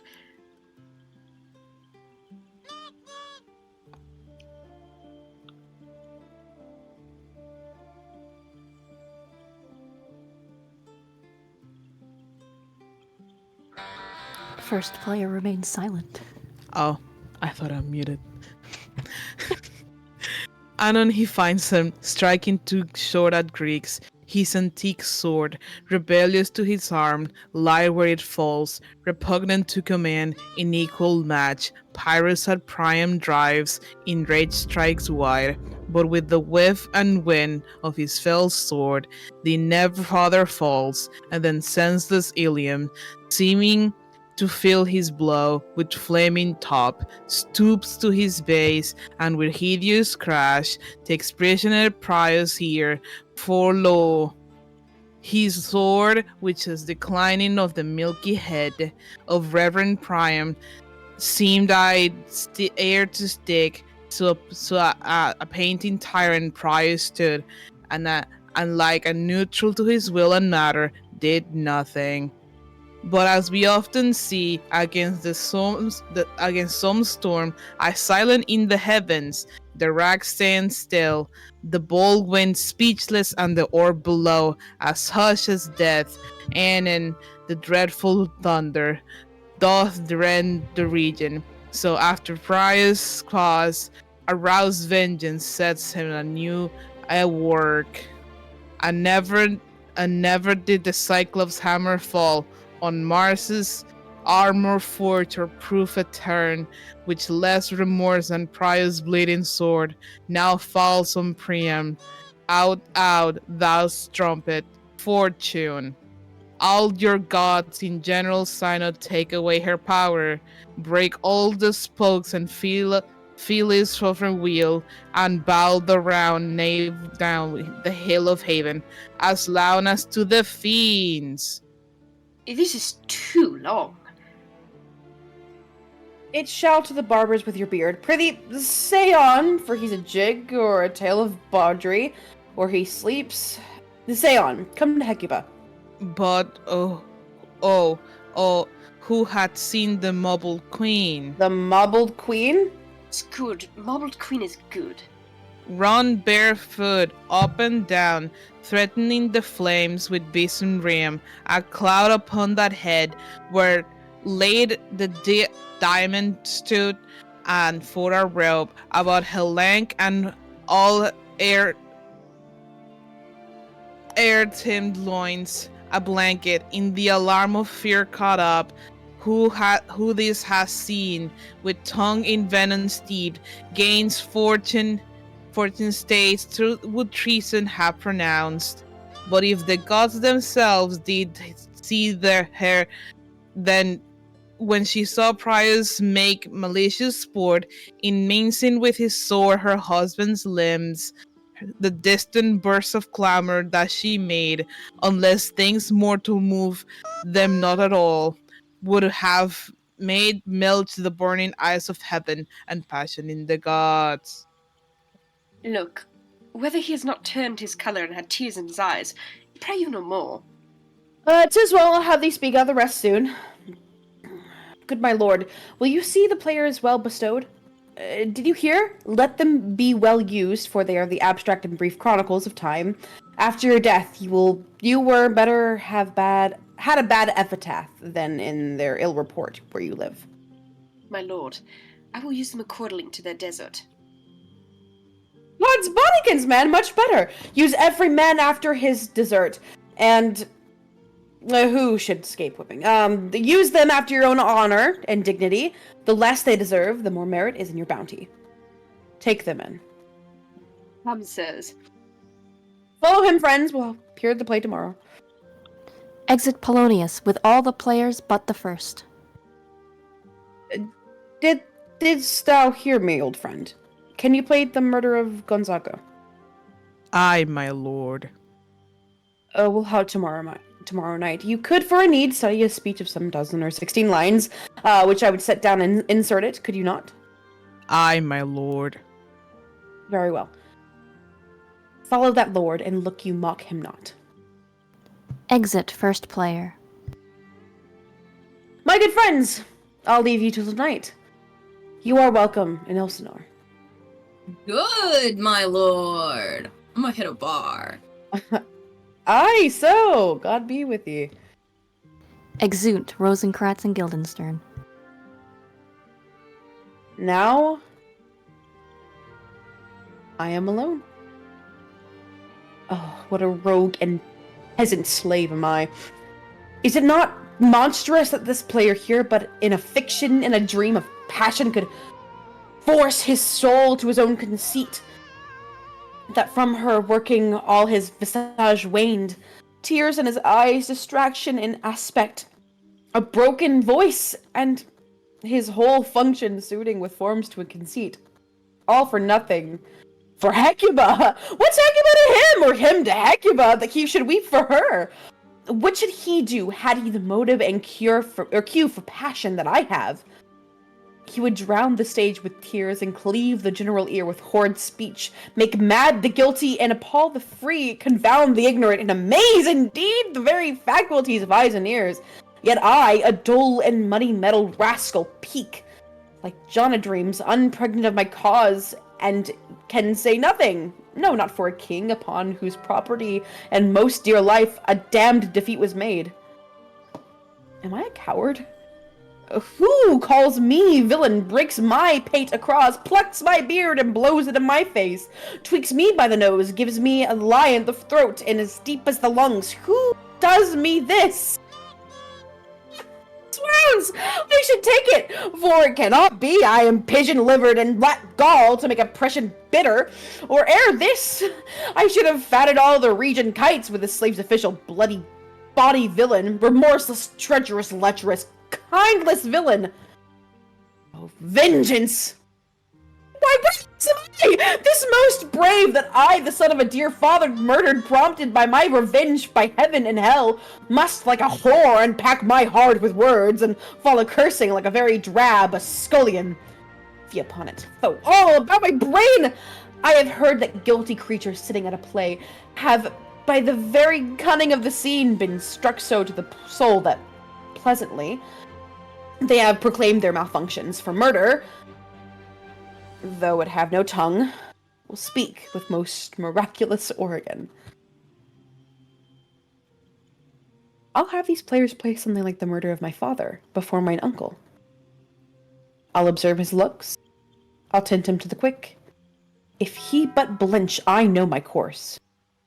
The spirit that I have seen may be the devil, and the devil hath power to assume a pleasing shape. Yea, and perhaps out of my weakness and my melancholy, as he is very potent with such spirits, abuses me to damn me, I'll have grounds more relative than his. Plays the thing, wherein I'll catch the conscience of the king. Exit. Act 3, Scene 1, a room in the castle. Enter King Claudius, Queen Gertrude, Polonius, Ophelia, Rosencrantz, and Guildenstern. And can you, by no drift of circumstance, get him from him why he puts on this confusion, grating so harshly all his days of quiet with turbulent and dangerous lunacy?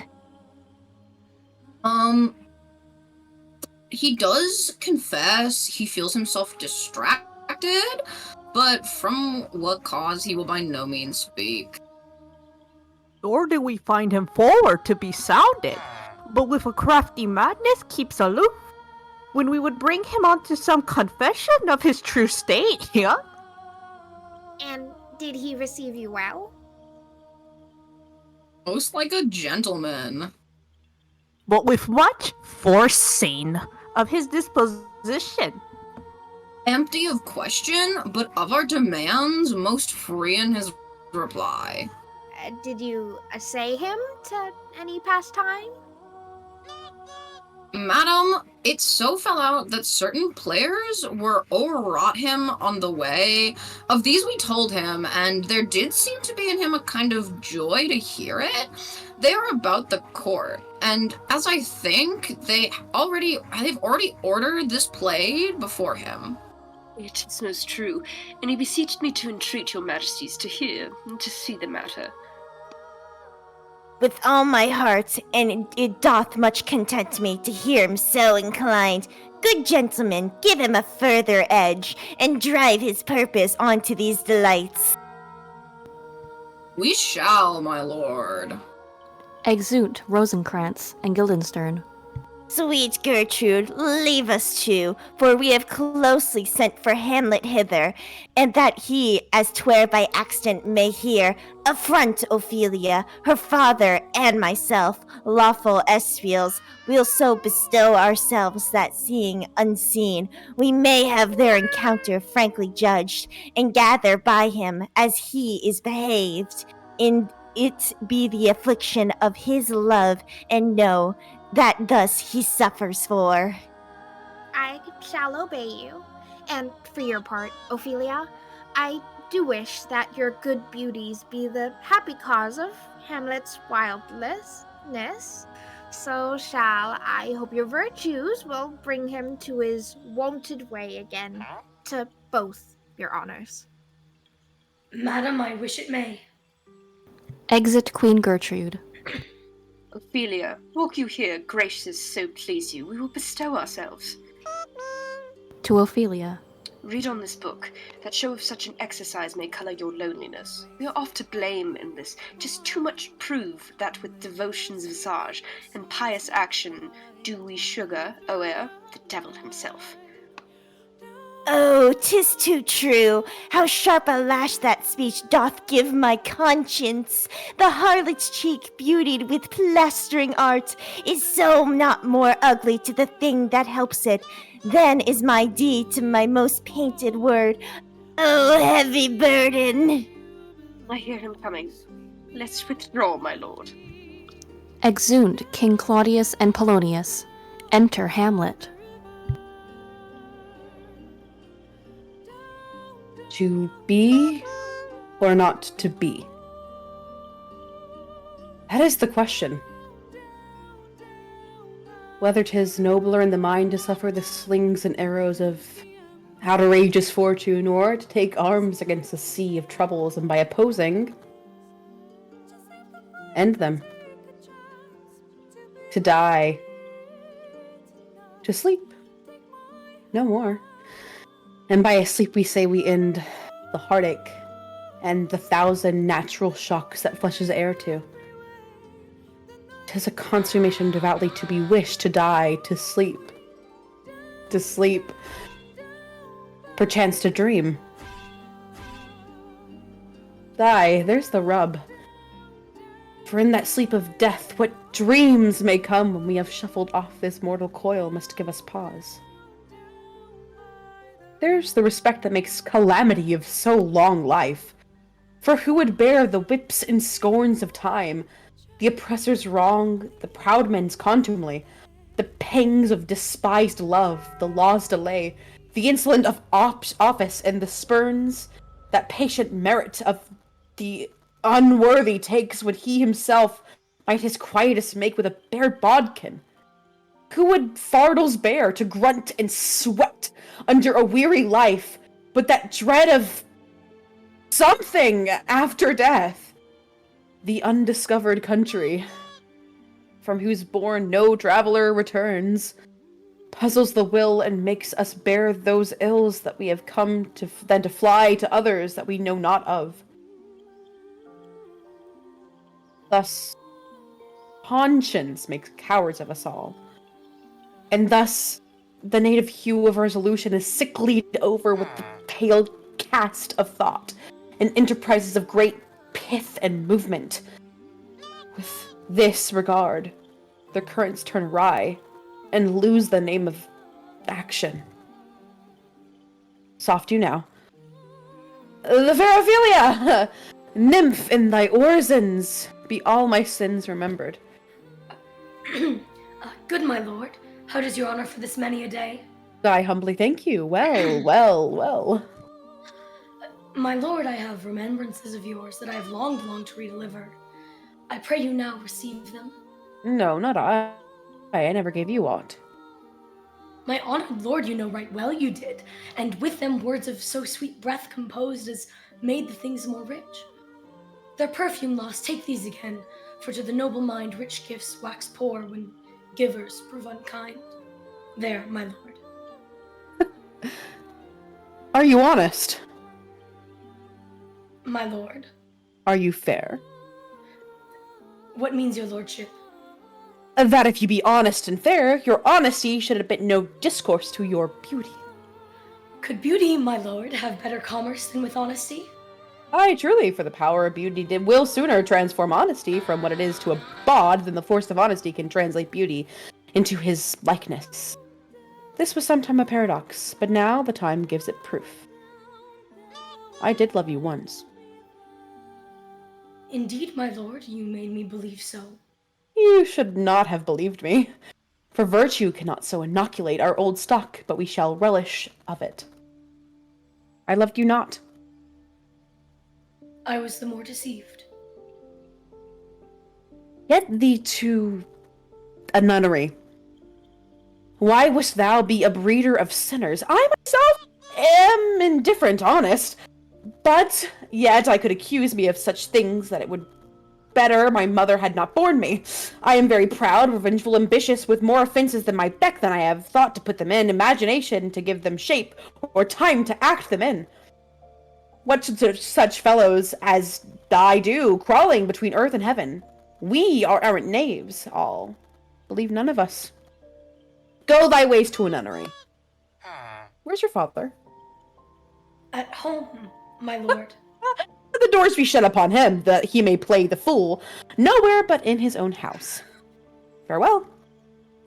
Oh, help him, you sweet heavens. If thou dost marry, I'd give thee this plague for thy dowry. Be thou as chaste as ice, as pure as snow. Thou shalt not escape calumny. Get thee to a nunnery, go, farewell, or thou wilt needs marry a fool, for wise men know well enough what monsters you make of them. To a nunnery, go, and quickly too, farewell. Oh, heavenly powers, restore him! I have heard of your paintings too well enough. God has given you one face, and you make yourselves another. You jig, you amble, and you lisp, and you nickname God's creatures, and you make your wantonness your ignorance. Go to! I'll no more on it. It hath made me mad. I say we will have no more marriages, and those that are married already, all but one shall live. The rest shall keep as they are, to a nunnery. Go! Exit. Oh, what a noble mind is here o'erthrown. The courtiers, soldiers, scholars, eye, tongue, sword. The expectancy and rose of the fair state, the glass of fashion and the mold of form, the observed of all observers, quite down. And I, of ladies most deject and wretched, that sucked the honey of his music vows, now see that noble and most sovereign reason, like sweet bells jangled, out of tune and harsh, that unmatched form and feature of blown youth blasted with ecstasy. Oh, woe is me to have seen what I have seen. See what I see. Re-enter King Claudius and Polonius. Love, His affections do not that way tend, nor what he spake, though it lacked form a little, was not like madness. There's something in his soul, o'er which his melancholy sits unbrewed, and I do doubt the hatch and the disclose will be some danger, which for to prevent, I have in quick determination. Thus set it down, he shall with speed to England, for the demand of our neglected tribute, haply the seas and countries different, with veritable objects shall expel this something settled matter in his heart, whereon his brain still beating puts him thus, from fashion of himself. What think you on't? It shall do well, but yet I do believe the origin and commencement of his grief sprung from neglected love. How now, Ophelia? You not need tell us what Lord Hamlet said. We heard it all. My lord, do as you please, but if you hold it fit after the play, let his queen mother all alone entreat him to show his grief. Let her be round with him, and I'll be placed, so please you, in the ear of all the conference. If she find him not to England, send him, or confine him where your wisdom best shall think. It shall be so. Madness and great ones must not unwatched go. Exeunt. Scene 2. A hall in the castle. Enter Hamlet and players. Speak the speech, I pray you, as I pronounced it to you, trippingly on the tongue, but if you mouth it, as many of your players do, I had, as Leaf, the town crier, spoke my lines. Nor do not saw the air too much with your hand, thus, but use it all gently, for in the very torrent tempest and, as I may say, the whirlwind of passion, you must acquire and beget a temperance that may give it a smoothness. No, it offends me to hear to hear a robustrous, periwig painted fellow tear a passion to tatters, to very rags, to split the ears of the groundlings. Who, for the most part, are capable of nothing but inexplicable dumb shows and noise. I would have such a fellow whipped o'er the termagant. It out-Herods Herod. Pray you, avoid it. I warrant your honor. Be not too tame neither, but let your own discretion be your tutor.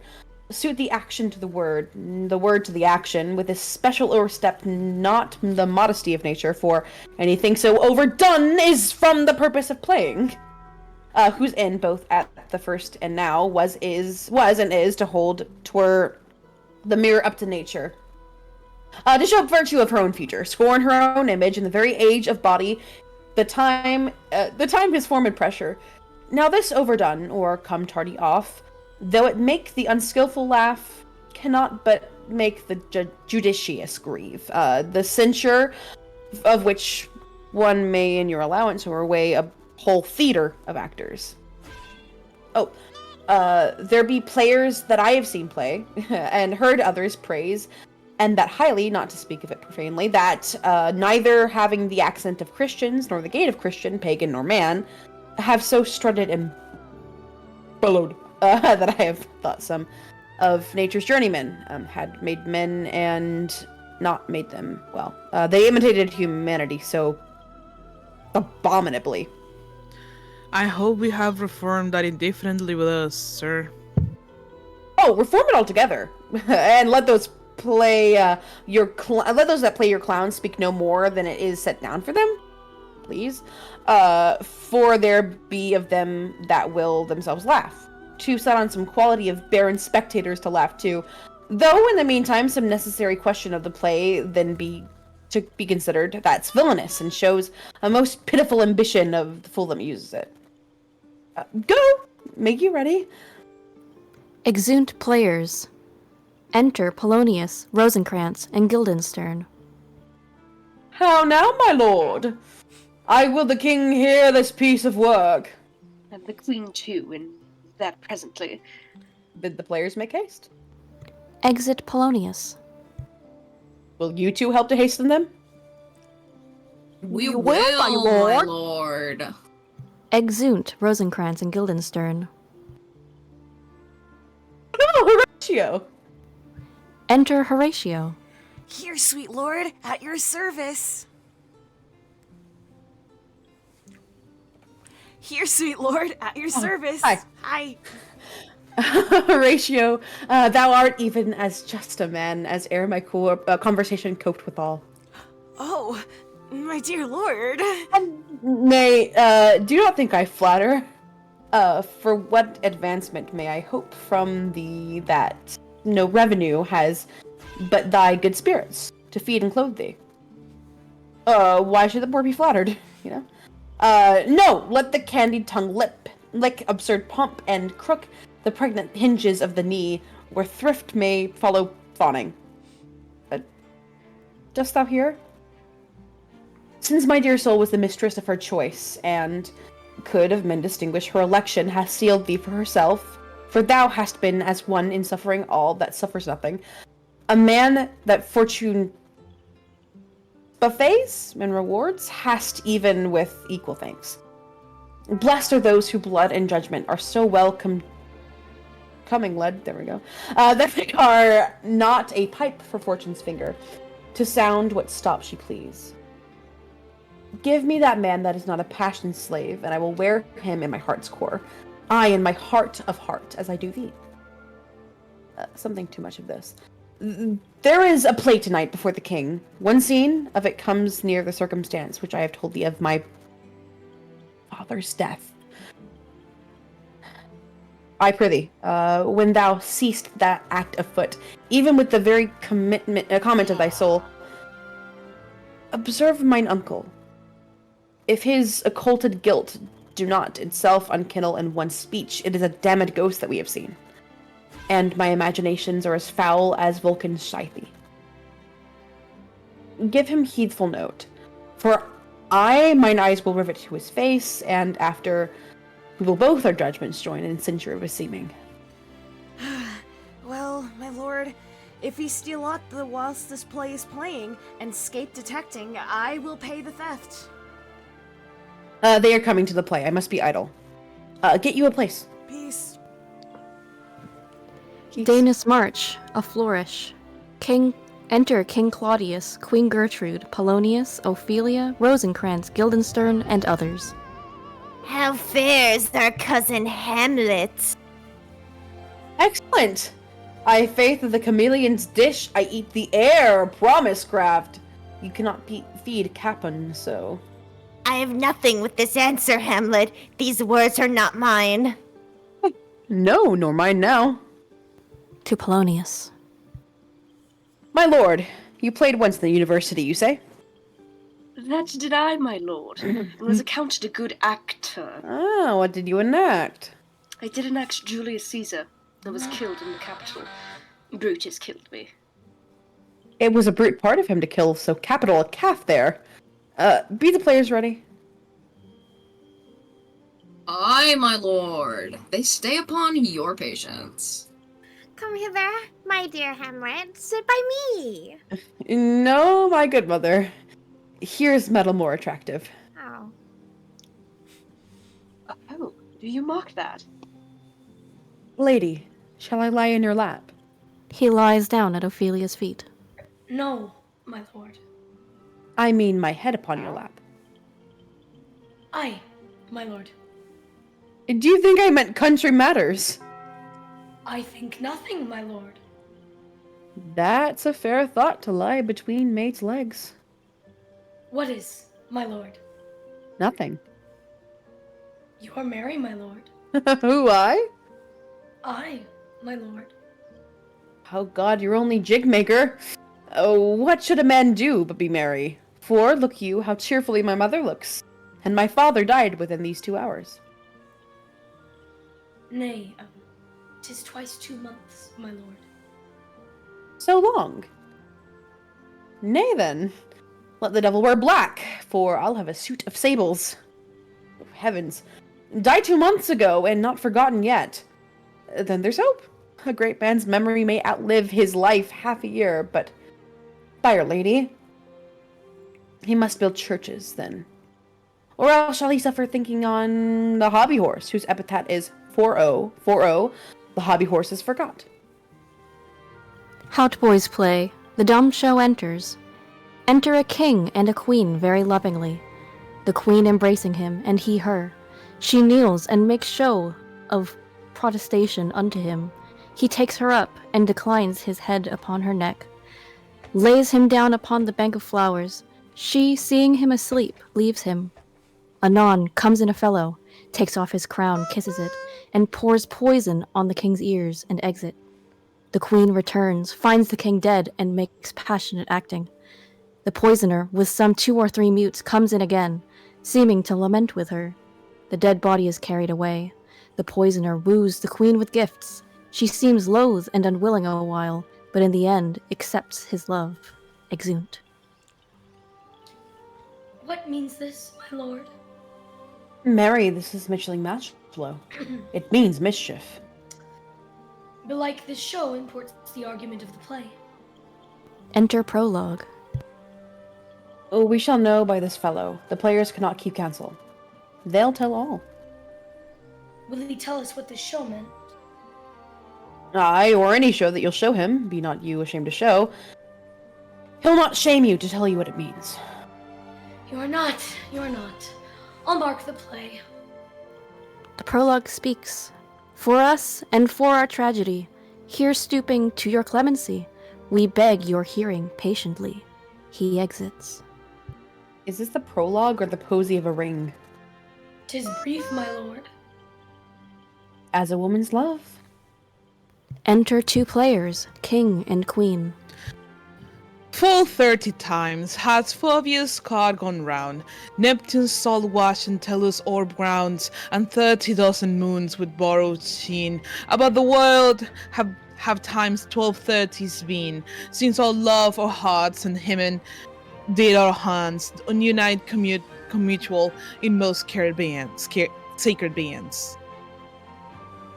So many journeys may the sun and moon make us again count o'er love be done. But woe is me, you are so sick of late, so far from cheer and from your former state, that I distrust you.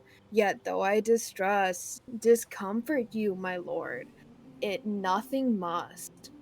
For women's fear, love holds quantity, in neither aught or an extremity. Now, what is love is, proof hath made you know, and as my love is seized, my fear is so. Where love is great, the littlest doubts are fear. Where little fear grows great love grows there. Faith, I must leave thee, love, and shortly too. My operant powers with the functions leave to do, and thou shalt live in this fair world behind, honored, beloved, and happily one as kind. For husband shalt thou. Oh, confounded the rest! Such love must needs be treason in my breast. In second husband, let me be accursed. None wed the second, but who killed the first? Wormwood. The instances that second marriage move are base respect of thrift, but none of love. A second time I kill my husband dead, when second husband kisses me in bed. Do believe you think what now you speak, but what do we determine of with break? Purpose is but the slave to memory, of violent birth but poor validity, which fruit unripe sticks on the tree, but fall unshaken when they mellow be. Most necessary it is that we forget. To pay ourselves what ourselves is debt, what to ourselves in passion we propose, the passion ending, doth the person lose the violence of grief, of either grief or joy. Their own inactors with themselves destroy. Where joy most revels, grief doth most lament. Grief joys, joy grieves on slender accident. This world is not for the eye, nor 'tis not strange. What even is our love should with our fortune change? For 'tis a question left us yet to be proof.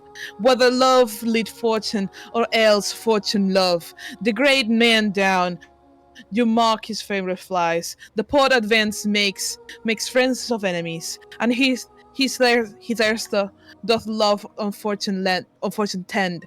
For who not needs shall never lack a friend, and who in one hollow friend doth try, directly season him his enemy, but orderly to end where I begun. Our wills and fates do contrary run, that our devices still are overthrown, our thoughts are ours, their ends none of our own.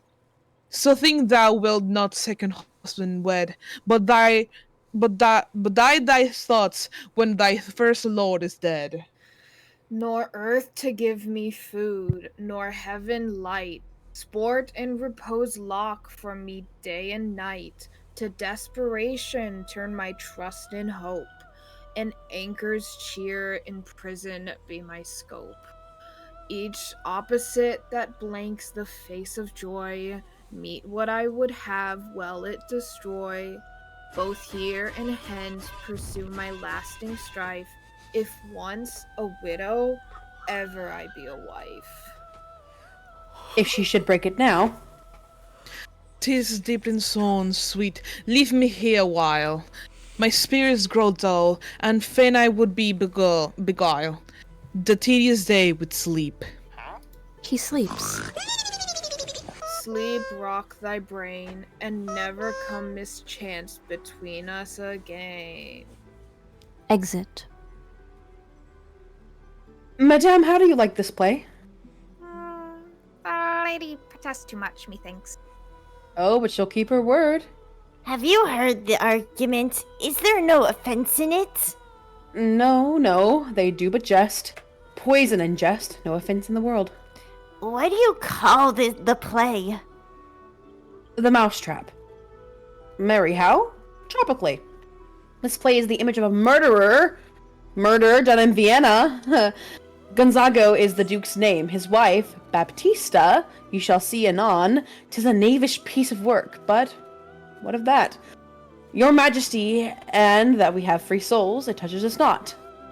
Let the galled jade wince. Our withers are unwrung. Enter Lucianus. This is one Lucianus, a nephew to the king. You are as good as a chorus, my lord. I could interpret between you and your love if I could see the puppets dallying. You are keen, my lord. You are keen. It would cost you a groaning to take off my edge. Still better, and worse. So you must take your husbands. Begin, murderer. Pox! Leave thy damnable faces and begin. Come, the crowing raven doth bellow for revenge. Thoughts black, hands apt, drugs fit, and time agreeing. Confederate season, else no creature seeing. Though mixture rank of midnight weeds collected, with Hecate's band thrice blasted, thrice infected, thy natural magic and dire property, unwholesome life, usurp immediately. He pours poison into the sleeper's ears. He poisons him in the garden for his estate. His name's Gonzago. The story is extant and right in choice Italian. You'll see now in how the murderer gets the love of Gonzago's wife. The king rises. What, fretted with false fire? How fares my lord? Give over the play. Give me some light! Away! Exhumed all but Hamlet and Horatio. Why? Let the stricken deer go weep. The horn and gold play, for some must watch, while some must sleep, so runs the world away. What's this now, sir? A forest of feathers, if the rest of my fortunes turn Turk with me, with 2 provincial roses on my raised shoes, get me a fellowship in a cry of players, sir. Half a share. A whole one eye, for thou dost know, O Damon dear, this realm dismantled was of Jove himself, and now reigns here! A very, very Padjock. Yeah, you might have rhymed. Oh, good Horatio, I'll take the ghost word for £1,000. Just perceive? Very well, my lord. Upon the talk of the poisoning. I did very well note him. Come! Some music, come, the recorders! For if the king not like the comedy, then be like if he likes it or not, Bertie! Come, some music! Okay. Re-enter Rosencrantz and Guildenstern. Good my lord, vouchsafe me a word with you. For a whole history. Oh, gosh, the king, sir. Aye, sir, what of him? In his retirement marvelously distempered. With drink, sir? No, with my lord, rather with choler. Your wisdom shall show itself more richer to signify this to his doctor, for me to put him to his purgitation, would perhaps plunge him far more choler. Good my lord, put your discord into some frame and start not so wildly from my affair.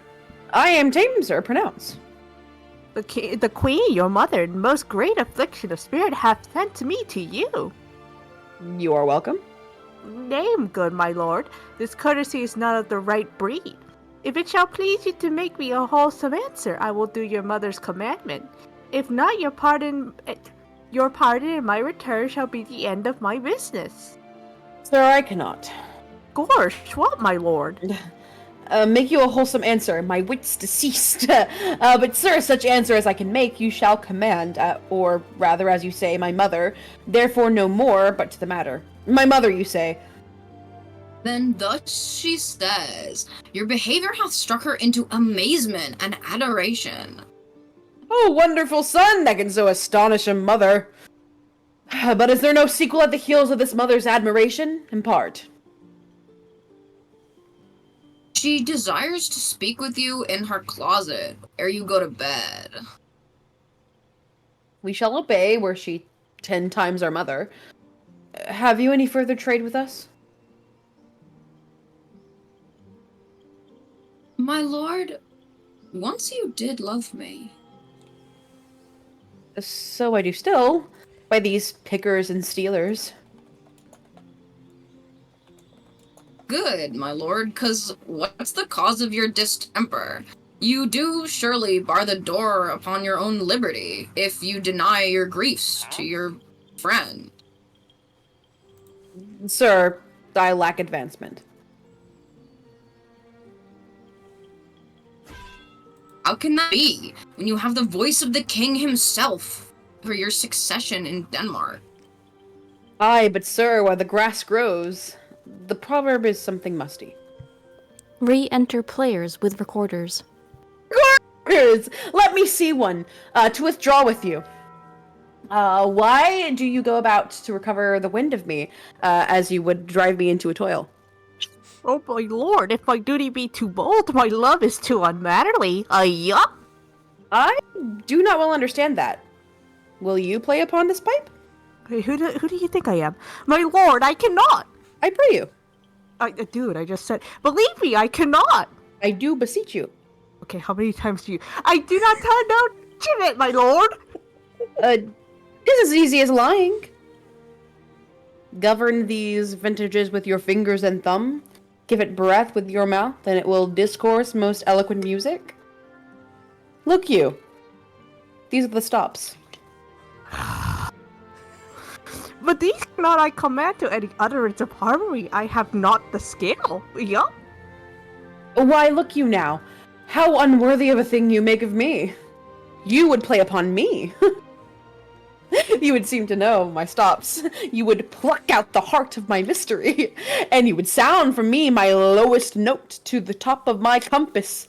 And there is much music, excellent voice in this little organ, yet cannot you make it speak. Blood. Do you think I am easier to be played upon than a pipe? Call me what instrument you will, though you can fret me. You cannot play upon me. Enter Polonius. Bless you, sir. My lord, the queen would speak with you, and presently. Do you see yonder cloud that's almost in shape of a camel? The mass. And 'tis like a camel indeed.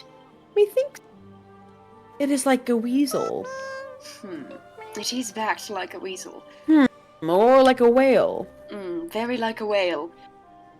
Then I will come to my mother by and by. They fool me to the top of my bent. I will come by and by. I will say so. By and by is easily said. Exit Polonius. Leave me, friends. Exhumed all but Hamlet. It is now the very witching time of night, when churchyards yawn and hell itself breathes out contagion to the world. Now could I drink hot blood and do such bitter business as the day would quake to look on. Soft. Now to my mother. O heart, lose not thy nature, let not ever the soul of Nero enter this firm bosom. Let me be cruel, not unnatural. I will speak daggers to her, but use none.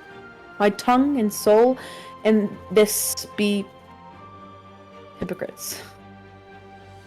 How in my words soever she be sent. To give them seals, never my soul consent. Exit. Scene 3. A room in the castle. Enter King Claudius, Rosencrantz, and Guildenstern. I like him not, nor stands it safe with us to let his madness range. Therefore prepare you. I your commission with forthwith dispatch, and he to England shall along with you. The terms of our estate may not endure hazard so dangerous as doth our grow out of his lunacies.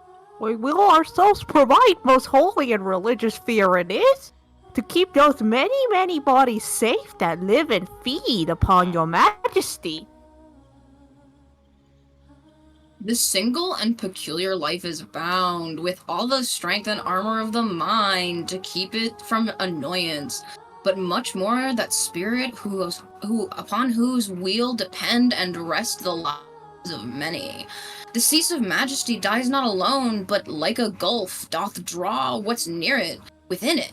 It is a massive wheel fixed to the summit of the highest mountain, and whose huge spokes 10,000 lesser things are mortised and adjoined, which, when it fails, each small annexment, petty consequence, attends to the boisterous.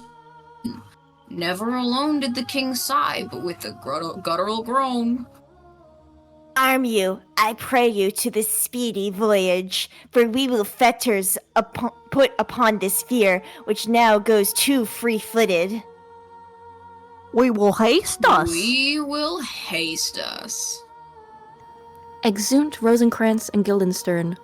Enter Polonius. My lord, he is going to his mother's closet behind the arras. I'll convey myself. To hear the process, and warrant she'll tax him home, and as you said, and wisely was it said, 'tis meet that some more audience than a mother, since nature makes them partial, should owe ear, the speech advantage. Fare you well, my liege. I'll call upon you ere you go to bed, and tell you what I know. Thanks, dear my lord. Of course. Exit Polonius. Oh, my offense is rank, it smells to heaven. It hath the primal eldest cursed upon, a brother's murder. Pray can I not? Though inclination be as sharp as will, my stronger guilt defeats my strong intent, and like a man to double business bound, I stand in pause where I shall first begin, and both neglect. What if this cursed hand were thicker than itself with brother's blood? Is there not rain enough in the sweet heavens to wash it white as snow? Whereto serves mercy but to confront the visage of offense? And what's in prayer but this twofold force, to be forestalled ere we come to fall, or be pardoned being downed? Then I'll look up. My fault is past, but oh, what form of prayer can serve my turn? Forgive me, my foul murder. That cannot be, since I am still possessed of those effects for which I did the murder. My crown, mine own ambition, my queen. may one be pardoned and retained offense. In the corrupted currents of this world, offense's gilded hand may shove by justice, and oft 'tis in the wicked prize itself, buys out the law, but 'tis not so above. There is no shuffling, there the action lies in his true nature, and we ourselves compelled, even to the teeth and forehead of our faults, to give in evidence. What then? What rests? Try what repentance can. What can it not? Yet what can it, when one cannot repent? Oh, wretched state! Oh, bosom black as death! Oh, lime soul that's struggling to be free! Art more engaged! Help, angels! Make us say, bow, stubborn knees, and heart with strings of steel. Be soft as sinews as the newborn babe. All may be well. He retires and kneels. Enter Hamlet. Now might I do it pat, now that he's praying. And now I'll do it. And so he goes to heaven, and so I am revenged. That would be scanned. A villain kills my father, and for that, I, his sole son, do the same villain send him to heaven. Oh, this is higher in salary, not revenge. He took my father grossly, full of bread, with all his crimes broad blown, as flush as May, and now his audit stands. Who knows saves heaven? But in our circumstances and course of thought, 'tis heavy with him, and then I am revenged to take him in the purging of his soul, where he is fit and seasoned for his passage. No! Up sword! And know thou a more horrid hint. When he is drunk asleep, or in his rage, or in the incestuous pleasure of his bed, at gaming, swearing, or about some act that has no relish of salvation in it. Then trip him, that his heels may kick at heaven, and that his soul may be damned and black as hell, where to it goes. My mother stays. This Isaac, but prolongs thy sickly days. Exit. My words fly up, my thoughts remain below. Words without thoughts never to heaven go. Exit. Scene 4. The Queen's Closet. Enter Queen Gertrude and Polonius. He will come straight. Look you lay home to him. Tell him his pranks have been too broad to bear with, and that your grace hath screened and stood between. Much heat in him ensconce me even here. Pray you, be round with him. Mother! Mother! Mother! I'll warrant you, fear me not withdraw, I hear him coming. Polonius hides behind the arras. Enter Hamlet. Now, mother, what's the matter? Hamlet, thou hast thy father much offended. Mother, you have my father much offended. Come, you answer with an idle tongue. Go, you question with a wicked tongue. What? How now, Hamlet? What's the matter now? Have you forgot me?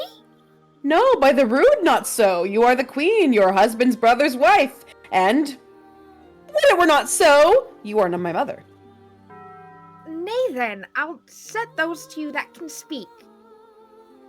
Come, and sit you down. You shall not budge. You go not till I set you up a glass, where you may see the inmost part of you. What wilt thou do? Thou wilt not murder me. Help! What? Oh, help! Rat! Dead! Verducat! Dead! Hamlet makes a pass through the arras. Oh, I am slain! Lord Polonius falls and dies. Oh me! What hast thou done? Nay, I know not. Is it the king? Oh, what a rash and bloody deed is this! A bloody deed almost as bad, good mother, as kill a king, marry with his brother. As kill a king! Hey, lady, 'twas my word. Hamlet lifts up the arras and discovers Polonius. Thou wretched, rash, intruding fool. Farewell! I look thee for thy better. Take thy fortune, thou findest to be busy in some danger. Leave wringing of your hands. Peace, I sit you down. And let me wring your heart, so I shall, if it be made of penetrable stuff. If the damned custom had not brassed it so, that is proof and bulwark against sins. What have I done that thou darest wag thy tongue in noise so rudely against me? Such an act that blurs the grace and blush of modesty, calls virtue hypocrite, takes off the rose from the fair forehead of an innocent love, and sets a blister there, makes marriage vows as false as dicers' oaths. Oh, such a deed as from the body of contraction plucks the very soul, and sweet religion makes a rhapsody of words. Heaven's face doth glow. Yea, this solidity and compound mass with trustful visage, as against the doom, is thought sick the act. What act that roars so loud and thunders in the index? Look here upon this picture, and on this the counterfeit presentment of two brothers. See what a grace was seated on this brow, Hyperion's curls, the front of Jove himself, and eye like Mars, to threaten and command, a station like the herald Mercury new lighted on a heaven-kissing hill. A combination of and form, indeed, where every god did seem to set his seal to give words assurance of a man. This was your husband.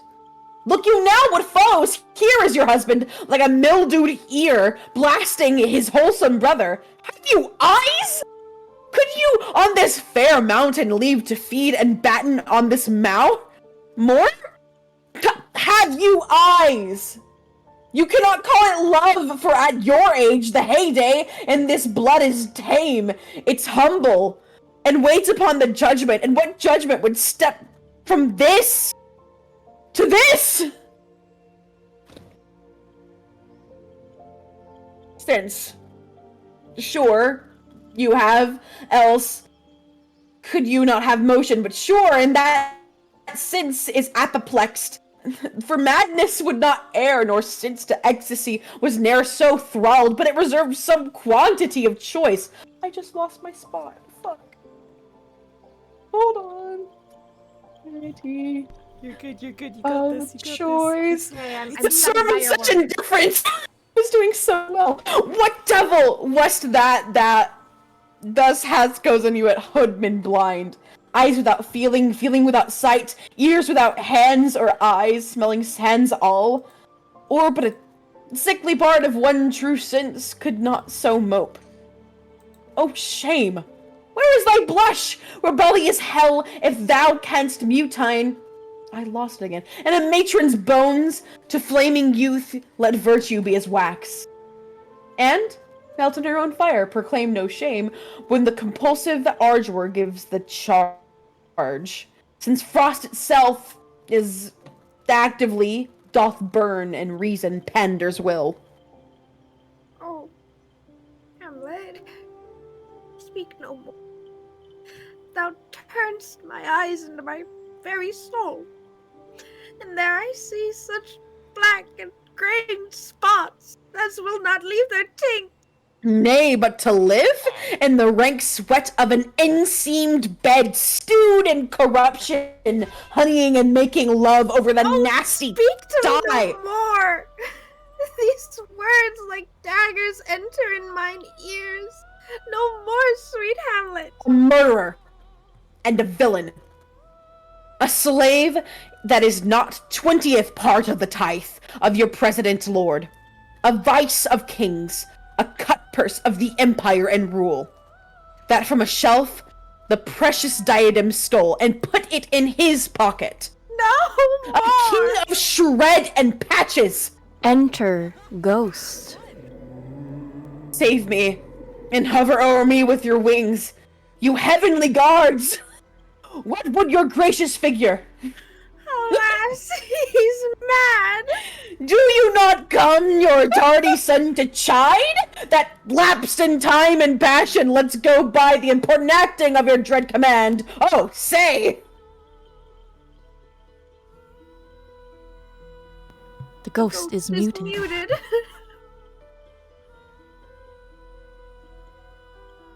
Do not forget, this visitation is but... What the fuck?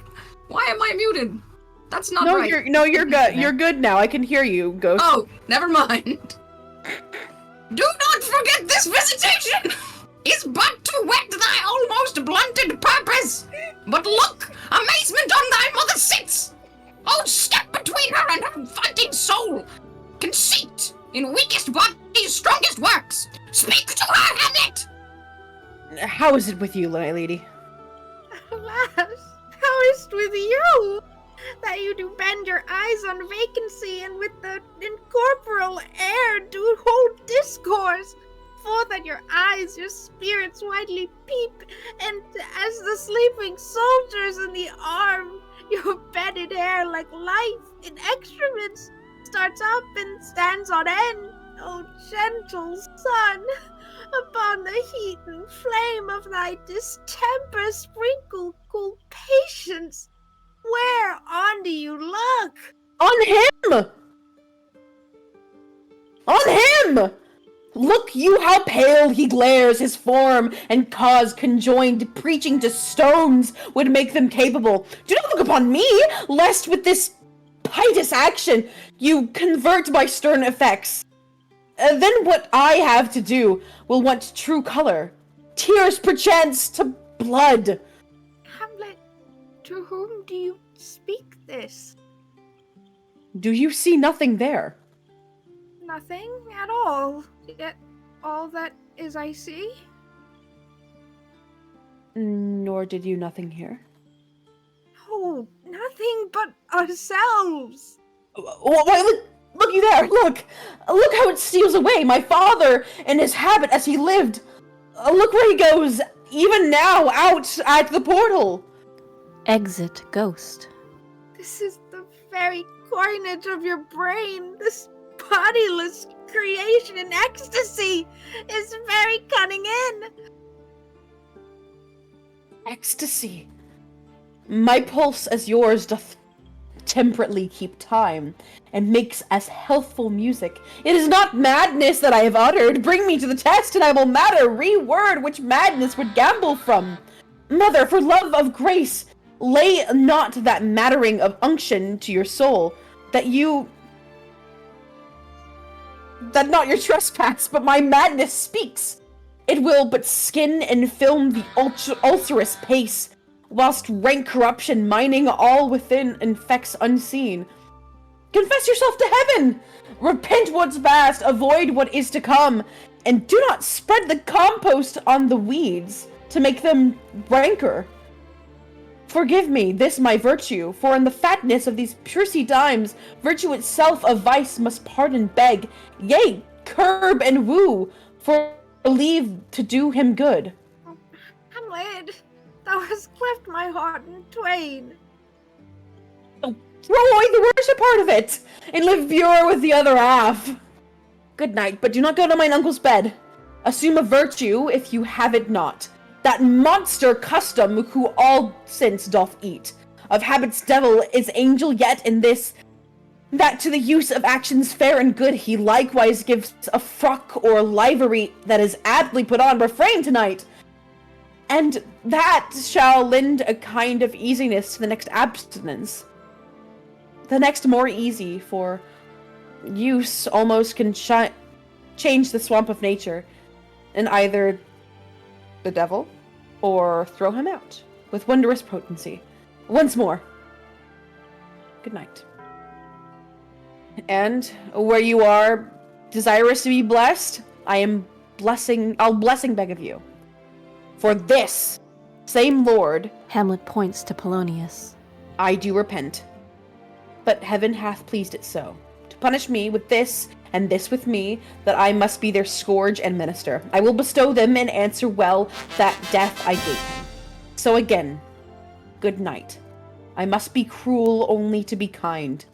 Thus bad begins and worse remains behind. Oh, one word more, my good lady. What shall I do? Not this. By no means. That I bid you do. Let the bloat king tempt you again to bed, pinch wanton on your cheek, call you his mouse, and let him, for a pair of reechy kisses or paddling in your neck with his damned fingers, make you to ravel all this matter out, that I essentially am not in madness, but mad in craft. We're good, you let him know, for who, that's but a queen, fair, sober, wise, would from a paddock, from a bat, a gib, such dear concernings hide. Who would do so? No, in despite of sense and secrecy, unpeg the basket on the house's top, let the birds fly, and like the famous ape, to try conclusions in the basket creep, and break your own neck down. Be thou assured, if words be made of breath and breath of life, I have no life to breathe what thou hast said to me. I must to England, you know that. Alack, I had forgot. 'Tis so concluded on. There's letters sealed, and my 2 schoolfellows, whom I will trust, as I will adders fanged, they bear the mandate. They must sweep my way and marshal me to knavery. Let it work, for 'tis the sport to have the engineer hoist with his own petard. And it shall go hard, but I will delve on 1 yard below their minds, and blow them at the moon. 'Tis most sweet, when 1 line 2 crafts directly meet. This man shall set me packing. I'll lug the guts into the neighborhood room. Mother, good night. Indeed, this counselor is most still, most secret, and most grave. Who was in life a foolish prating knave? Come, sir, to draw an end toward an end with you. Good night, mother. Exeunt severally. Hamlet dragging in Polonius. And now begins our intermission. Yay!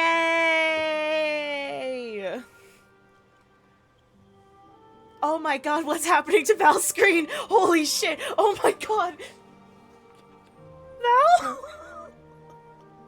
Oh god! I'm okay. I'm okay. What's happening to you?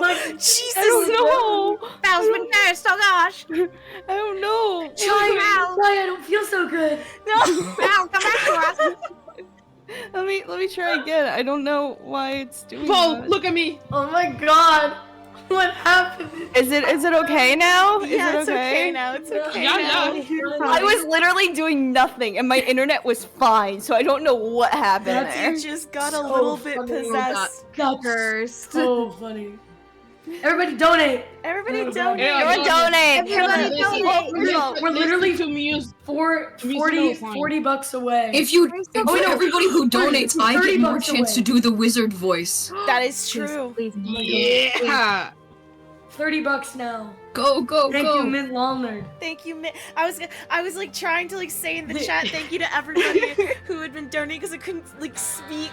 I realized the my chat message, my message for my fucking thing was she let on my ham till I become a Shakespearean tragedy.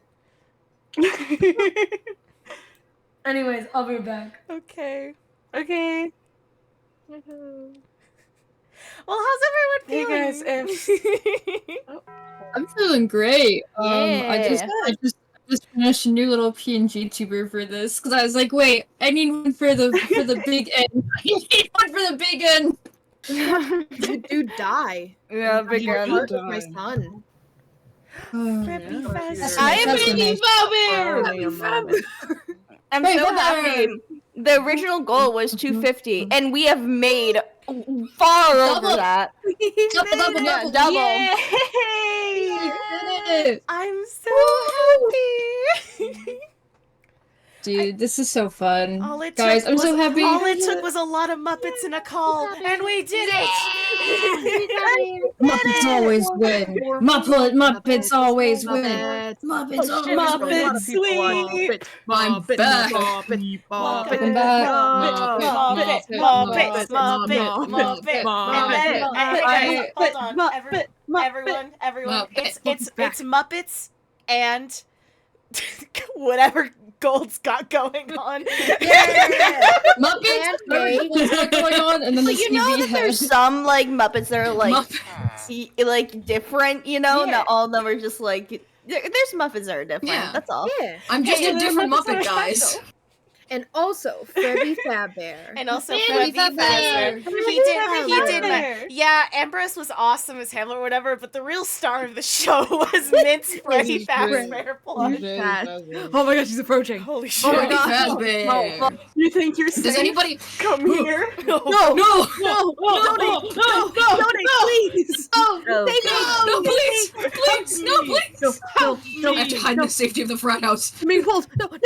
Help me! You wanna donate? You wanna donate? You wanna donate? Guys, donate around. Oh shit, my planet needs me. No, where are you going? You can't leave me! Okay. Does anybody want to play exceptionally long beer pong with me? Yeah, man, I was Yes. I am stupidly good at this.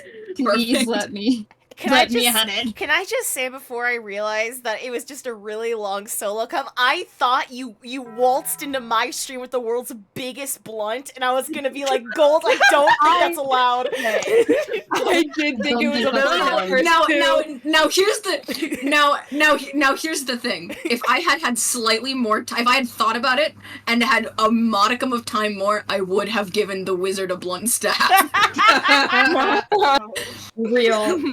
Also, I want everyone to know However. I was able to find a PNG of a fencing foil, so I am set. Oh my goodness. Yo! Yippee! And I also just- made an angry version of my little guy. Good. Also, my I gosh. just want to use this intermission to say I grabbed a cheese stick, but also in a more genuinely serious, I want to give a huge shout out to everybody in this fucking call for being here, for acting your stupid little hearts out. Shout out to Ambrose for being the best Hamlet ever. Yeah! Big shout out to Mel. Yeah. Big shout out to Mel. Big shout out to Mel. the best version. truly. Guys, Mel and Ambrose have been such a huge help. Mel has just like managed to kind of keep this afloat alongside me, and it's been so helpful. It's been so awesome. I'm so happy that it's going well. We are at $470, which is crazy. We're only 30 away from $500. That's crazy. Come on. And it's great because like a lot of you seem to like this, so we can do stuff like this in the future. And it's gonna be really awesome. This is not the last time you will see this Muppet PNG. No, not at all. We have plans for the future. No, most certainly not. No. Most certainly not. I'm gonna find my computer crash in order to not use this Muppet again. There will be more chances and more things. Mm-hmm. I already kind of have a. I definitely have I already know which is like the next charity, in a way. I know what I want to raise money for. I haven't picked an exact charity yet.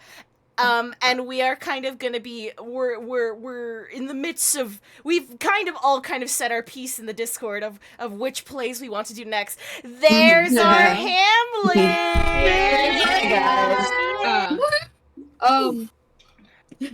Yeah. Also, you guys, I'm so excited about this. So excited. Yeah. I need the chat to know the hell I went through getting into the stream. Oh my god. God. Sorry, good.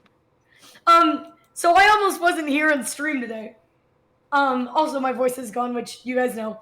But it was jumped on me as I got out of work that we had to go take my brother to a doctor's appointment, which I was not told about. So then I texted Chai and I was like, hey Chai, I'm gonna be a little bit late, but I should be there by 5, before 5.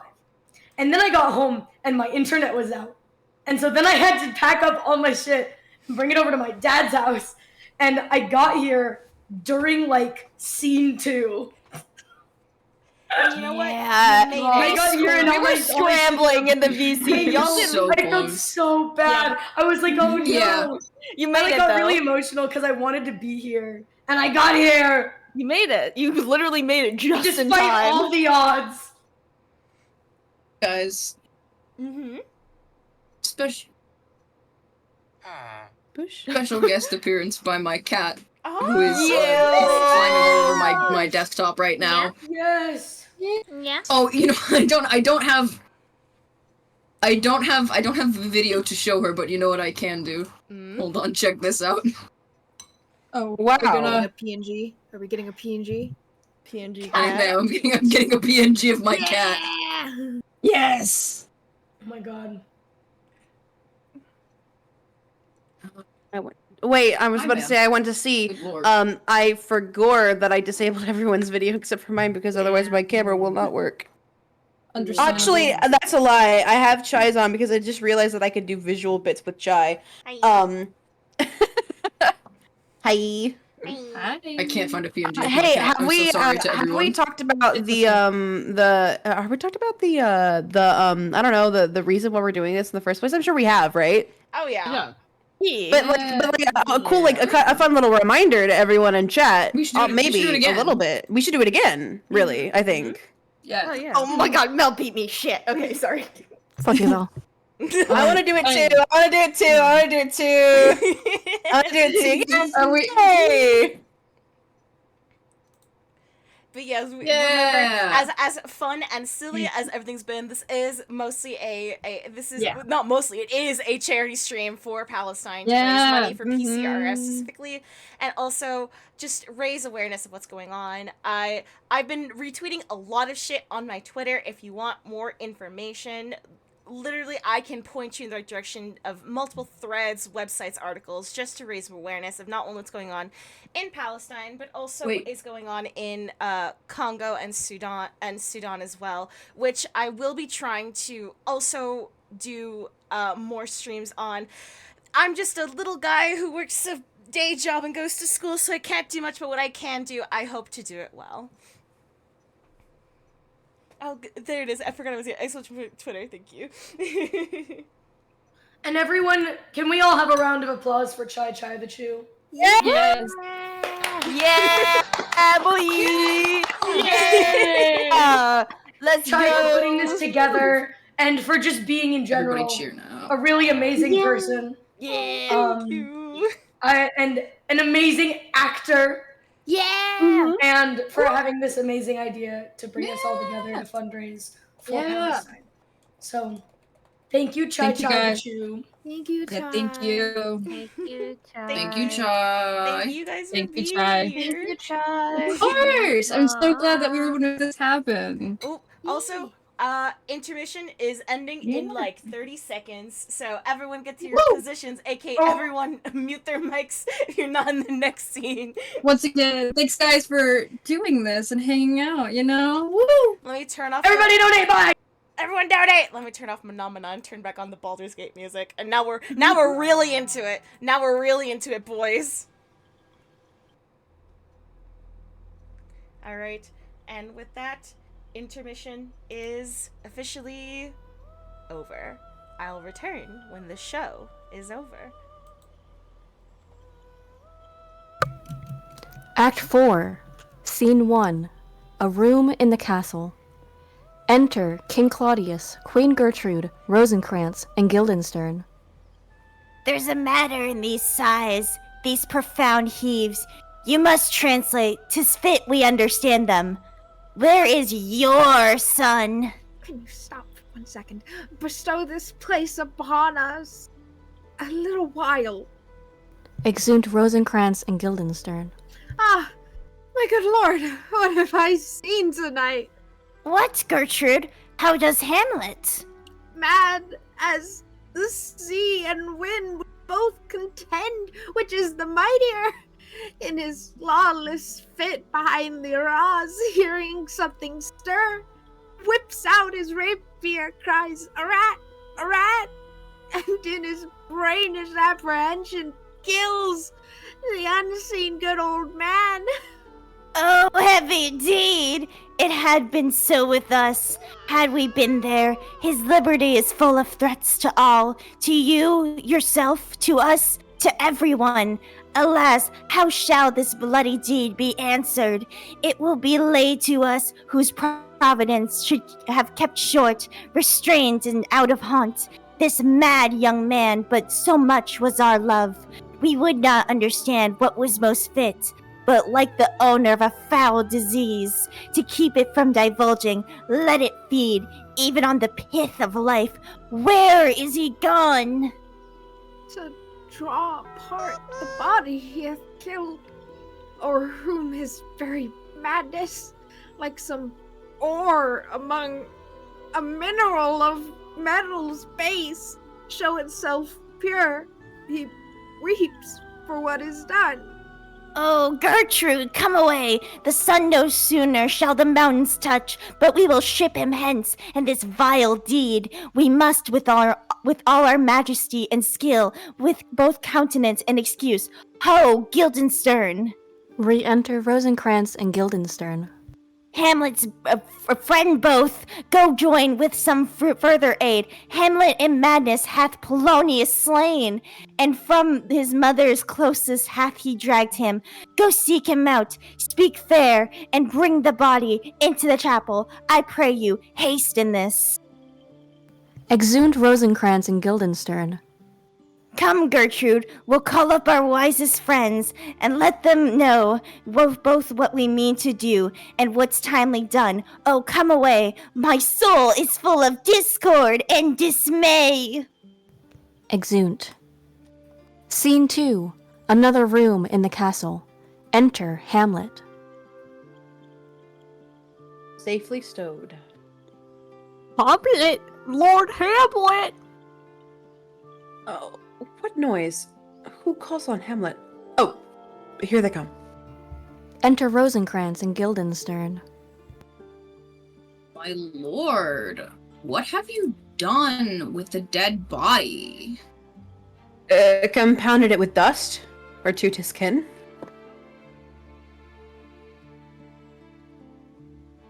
Tell us where 'tis, that we may take it thence and bear it to the chapel. Do not believe it. Believe what? That I can keep your counsel and not mine own. Besides, to be demanded of a sponge? What rapscallion should be made by the son of a king? Take you me for a sponge, my lord? You wanna go? Aye, sir, that soaks up the king's countenance, his rewards, his authorities. But such officers do the king best service in the end. He keeps them like an ape in the corner of his jaw, first mouthed, to be last swallowed when he needs what you have gleaned. It is but squeezing you, and sponge, you shall be dry again. Understand you not, my lord. I am glad of it. A knavish speech sleeps in a foolish ear. My lord, you must tell us where the body is and go with us to the king. The body is with the king, and the king is not with the body. The king is a thing. A thing, my lord. Of nothing. Bring me to him. Hide fox and all laughter. Exeunt. Scene 3. Another room in the castle. Enter King Claudius, attended. I have sent to seek him and to find the body. How dangerous is it that this man goes loose? Yet must not we put the strong law on him. He's loved of the distracted multitude, who like not in their judgment, but their eyes. And where 'tis so, the offender scrouge is weighed, but never the offense. To bear all smooth and even, this sudden sending of him away must seem deliberate. Pause, diseases, desperate groan, by desperate appliance are relieved, or not at all. Enter Rosencrantz. How now? What hath befallen? Where the dead body is bestowed, my lord, we cannot get from him. But where is he? Without, my lord, guarded to know your pleasure. Bring him before us. Yo, Guildenstern, bring in my lord! Enter Hamlet and Guildenstern. Now, Hamlet, where's Polonius? At supper. At supper? Where? Not where he eats, but where he is eaten. A certain convocation of politic worms are eaten at him. And your worm is your only emperor for diet. We fat all creatures else to fat us, and we fat ourselves for maggots. Your fat king and your lean beggar is but a variable service. 2 dishes, but to 1 table. That's the end. Alas, alas! A man may fish with the worm that hath eat a king, and eat of the fish that hath fed of the worm. What dost you mean by this? Nothing but to show you how a king may go progress through the guts of a beggar. Where is Polonius? Where's my boyfriend? In heaven. Send Heather to see. If your messenger find him not there, seek him in the other place. Yourself. But indeed, if you find him not within this month, you shall nose him as you go up the stairs into the lobby. Go seek him there. Claudius speaks to his attendants. He will stay till ye come. Exeunt attendants. Hamlet, this deed for thine especial safety, which we do tender, as we dearly grieve for that which thou hast done, must send thee hence with fiery quickness. Therefore prepare thyself. The bark is ready, and the wind is at help. The associates tend, and everything is bent for England. For England? Aye, Hamlet. Good. So it is it, if thou knewst our purposes. I see a cherub that sees them. But come, for England! Farewell, dear mother. Thy loving father, Hamlet. My mother, father, and mother is man and wife. Man is and wife is one flesh, and so my mother. Come, for England. Follow him. Follow him at foot. Tempt him with speed abroad. Delay it not. I'll have him hence tonight. Away, for everything is sealed and done. That else leans on the affair. Pray you, make haste. Exeunt Rosencrantz and Guildenstern.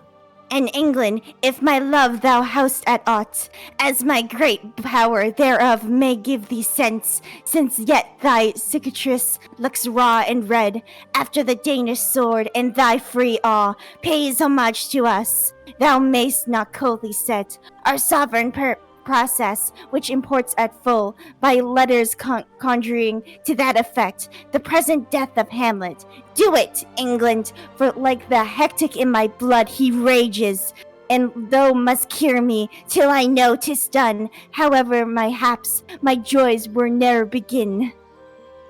Exit. Scene 4. A plain in Denmark. Enter Fortinbras, a captain, and soldiers marching. Oh, Captain, from me meet the Danish king. Tell him that, by his license, Fortinbras craves the conveyance of a promised march, over his kingdom. You know the rendezvous of that his majesty would ought with us. We shall express our duty in his eye, and let him know so. He will do it, my lord. Go softly, on. Exeunt Fortinbras and soldiers. Enter Hamlet, Rosencrantz, Guildenstern, and others. Good sir, whose powers are these? They are of Norway, sir. How propose, sir, I pray you? Against some part of Poland. Who commands them, sir? The nephews to old Norway, Fortinbras. Go sit against the Maid of Poland, sir, or some frontier. Truth to speak, and with no addition, we go to gain a little patch of ground that having no profit but the name, to pay 5 ducats.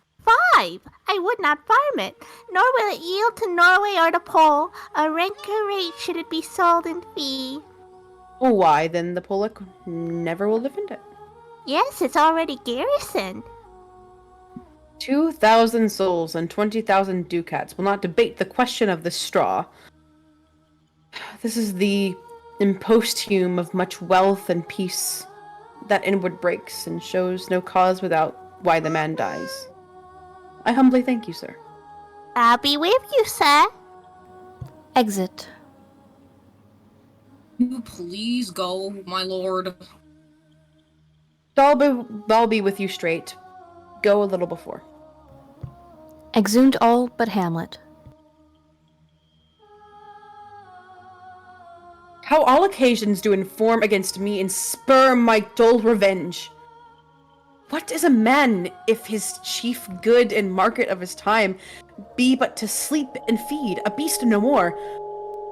Sure, he that made us with such large discourse looking before and after gave us not the capability and godlike reason to fust in us unused.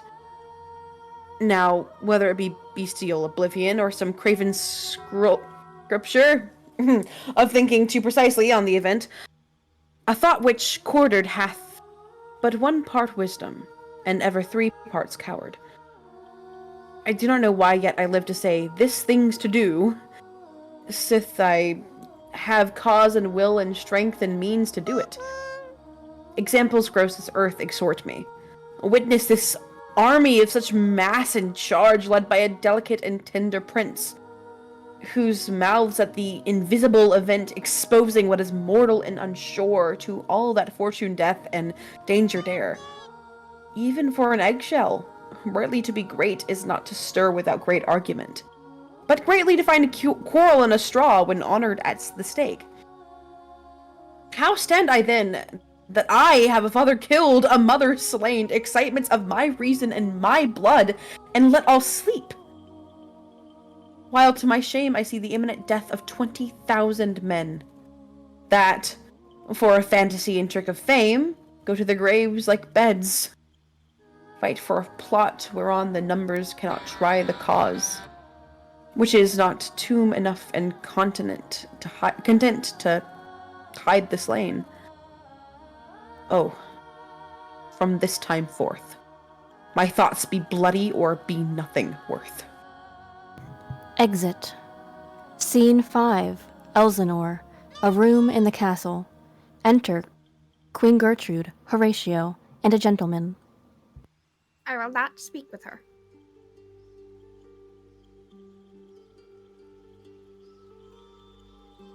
Gentlemen, raise your voice. Quiet. I was muted, sorry. You're good. She is importunate, indeed distract. Her mood will needs to be pitied. What would she have? She speaks much of her father, says she hears. There's tricks in the world and hems and beats her heart. Burns enviously at straw, speaks things in doubt. That carries but half sense, her speech is nothing. Yet the unshaped youth of it doth move. The hearers to collection, they aim at it, and botch the words up to fit their own thoughts, which as her winks and nods and gestures yield them, indeed would make one think there might be thought, though nothing sure, yet much unhappily. 'Twere good she were spoken with, for she may strew dangerous conjectures and ill-breeding minds. Let her come in. Exit Horatio. To my sick soul, as sin's true nature is, each toy's prologue to some great amiss. So full of artless jealousy is guilt, it spills itself in fearing to be built. Re-enter Horatio with Ophelia. Where is the beauteous majesty of Denmark? How now, Ophelia? How should I, your one true love, know from another one? By his cockle hat and staff, and his sandal shoe. Alas, sweet lady, what imports this song? Say you, nay, pray you, mark. She He is sings. dead and gone, lady. He is dead and gone. At his head a grass-green turf, at his heels a stone. Nay, but Ophelia. Pray you, mark. She sings. White as shroud the mountain snow. Enter King Claudius. Alas, look here, my lord. Larded with sweet flowers, which bewept as the grave did go, with true love showers. How do you do, pretty lady? Oh, God healed you. They say the owl was a baker's daughter. Lord, we know what we are, but know not what we may be. God be at your table. Conceit upon her father. Pray you! Let's have no words of this. But when they ask you what it means, say you this. She sings. Tomorrow is St. Valentine's Day, all in the morning betime, and I am made at your window to be your Valentine. Then up he rose and donned his clothes and up the chamber door, that in the maid, that out a maid, never departed more. Pretty Ophelia! Indeed, law, without an oath, I'll make an end on it. By She kiss and by sings. Saint Charity, alack and fie for shame. Young men will do it if they come to it, by cock they are to blame. Quoth she, before you tumbled me, you promised me to wed. Should I it done by yonder sun, and thou hadst not come to my bed. How long hath she been thus? I hope all will be well. We must be patient, but I cannot choose but weep, to think that they should lay him in the cold ground. My brother shall know of it, and so I thank you for your good counsel. Come, my coach! Good night, ladies. Good night, sweet ladies.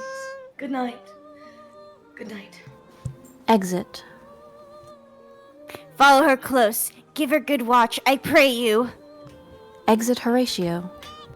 Oh, the poison of deep grief. It springs all from her father's death. Oh, Gertrude, Gertrude, when sorrow comes, they cannot single spies, but in battalions. First her father slain, next your son gone, and he most violent author of his own just remove. The people muddied, thick and unwholesome in their thoughts and whispers, for good Polonius's death, and we have done greenly, and hugger-mugger to enter him. Poor Ophelia, divided from herself and her fair judgment, without the which we are pictures of mere beasts. Last and not as much containing as all these. Her brother is in secret come from France, feeds on his wonder, keeps himself in clouds, and wants not buzzers to infect his ear with pestilent speeches of his father's death. Wherein necessity of matter beggared, will nothing stick our person to a rein in ear and ear. Oh, my dear Gertrude, this, like to a murdering piece in many places, gives me a superfluous death. A noise within. Alack, what noise is this? Where are my Switzers? Let them guard the door. Enter another gentleman. What is the matter? Aim yourself, my lord. The ocean overperiod of his list. It's not the flats with more impetuous haste than young Laertes in a righteous head. Upbears your officers, the rabble call him lord. And as the world were now but to begin, antiquity forgot, custom not known. The ratifiers and props of every word, they cry, choose we, Laertes shall be king. Claps, hands, and tongues applauded to the clouds. Laertes shall be king, Laertes king. How cheerfully on the false trial they cry. Oh, this is counter, you false Danish dogs. The doors are broke. Noise within. Enter Laertes armed, Danes following. Where is this king? Sirs, stand you all without. No, let's come in. I pray you, give me leave. We will. They retire without the door. I thank you, keep the door. Oh, thou vile king, give me my father. Calmly, good Laertes. That drop of blood, that's calm, proclaims me bastard, cries Coco to my father, brands the harlot. Even here, between the chaste, unsmirched brow of my true mother. What is the cause, Laertes, that thy rebellion looks so giant-like? Let him go, Gertrude. Do not fear a person. There's such divinity doth hedge a king, that treason can but peep to would what it would. Acts little of his will. Tell me, Laertes, why thou art thus incensed. Let him go, Gertrude. Speak, man. Where is my father? Dead. But not by him. Let him demand his fill. How came he dead? I'll not be juggled with. To hell, allegiance. Vows to the blackest devil.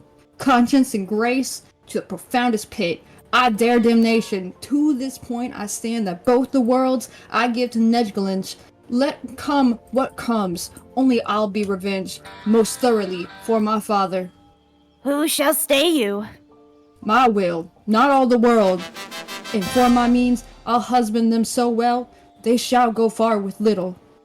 Good Laertes, if you desire to know the certainty of your dear father's death, isn't right in your revenge that swoopstake you will draw both friend and foe, winner and loser? None but his enemies. Will you know them then? To his good friends thus wide I'll ope my arms, and like the kind life-rendering pelican, repass them with my blood. Why, now you speak like a good child and a true gentleman, that I am guiltless of your father's death, and am most sensible in grief for it. It shall as level to your judgment pierce as day does to your eye. Let her come in. How now? What noise is that? Re-enter Ophelia. Oh, heat, dry up my brains. Tears 7 times salt. Burn out the sense and virtue of mine eye. By heaven, thy madness shall be paid by weight, till our scale turn the beam. O Rose of May, dear maid, kind sister, sweet Ophelia. O heavens, is it possible a young maid's wits should be as immoral as an old man's life? Nature is fine in love, and where it's fine, it sends some precious incense of itself after the thing it loves. They bore him barefaced on the bier. Hey, Nani, Nani, hey, Nani. And in his grave rained many a tear. Fare you well, my dove.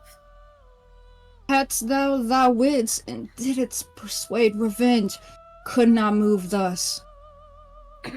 You must sing down, down, and you call him down. Oh, how the wheel becomes it! It is a false steward that stole his master's daughter. This nothing's more than matter. There's rosemary, that's for remembrance. Pray, love, remember. And there's pansies, that's for thoughts. Documented madness, thoughts, and remembrance fitted. There's fennel for you and columbines. There's rue for you, and here's some for me. We may call it herb grace o' Sundays. Oh, you must wear your rue with a difference. There's a daisy. I would give you some violets, but they withered all when my father died. They say he made a good end. She sings. Oh, bonny sweet robin is all my joy. Thought and affliction, passion, hell itself turns to favor and to prettiness. And will he not come again? And will he not come again? No, no, he is dead. Go to thy deathbed. He never will come again. His beard was as white as snow. All flaxen was his poll. He is gone, and we cast away moan. God have mercy on his soul. And of all Christian souls, I pray God. God be with you. Do you see this shit? Do you see this shit? Oh God. Laertes, I must commune with your grief, or you deny me right.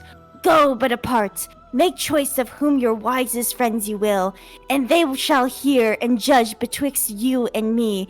If by direct or by collateral hand they find us touched, we will our kingdom give, our crown, our life, and all that we can ours, to you in satisfaction. But if not, be you content to lend your patience to us, and we shall jointly labor with your soul to give it due content.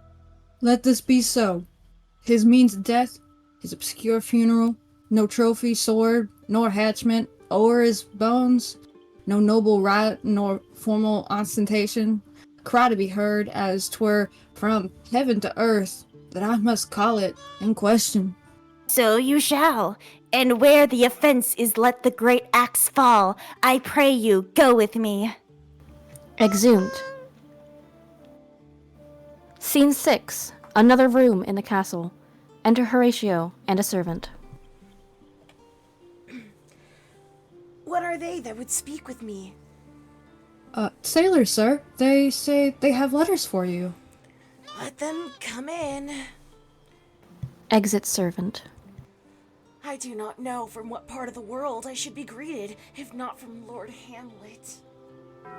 Enter sailors. God bless you, sir! Let him bless thee too! He shall, sir, and please him. There's a letter for you, sir.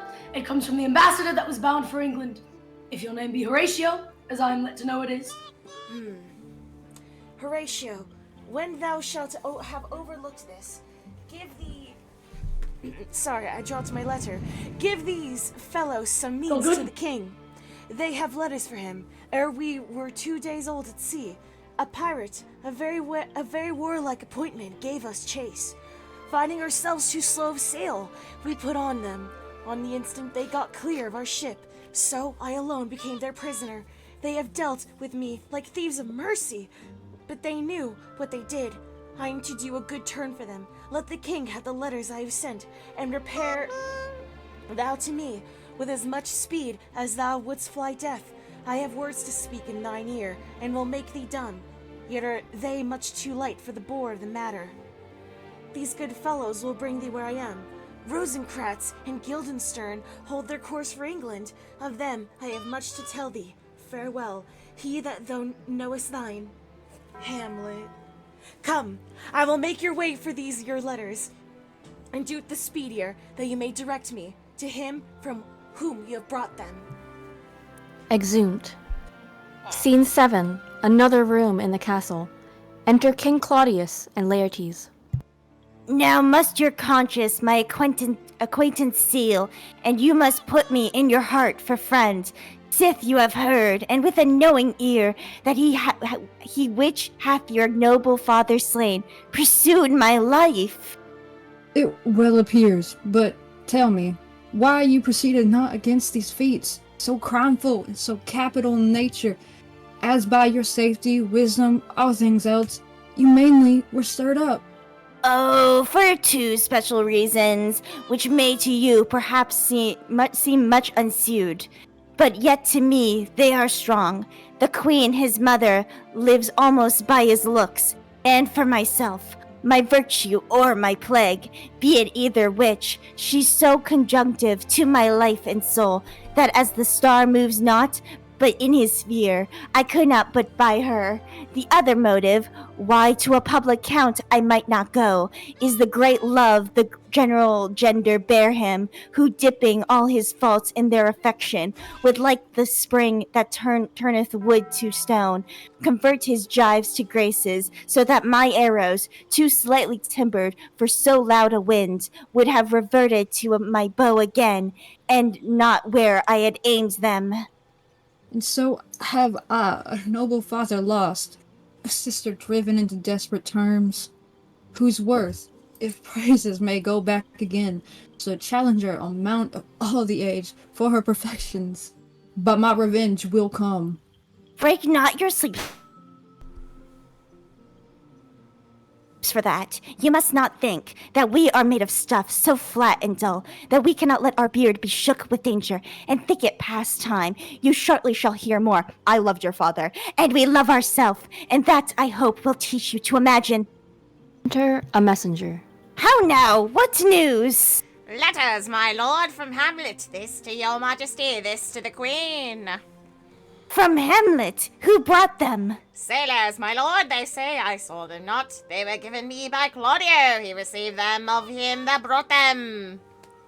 Laertes, you shall hear them. Leave us. Okay. Exit messenger. He reads. High and mighty, you shall know I am set naked on your kingdom. Tomorrow shall I beg leave to see your kingly eyes, when I shall, first asking your pardon thereunto, recount the occasion of my sudden and more strange return. Hamlet. What should this mean? Are all the rest come back? Or is it some abuse and no such thing? Know you the hand? 'Tis Hamlet's character, naked, and in a postscript here he says alone. Can you advise me? I'm lost in it, my lord, but let him come. It warms the very sickness in my heart that I shall live and tell him to his teeth, thus didst thou.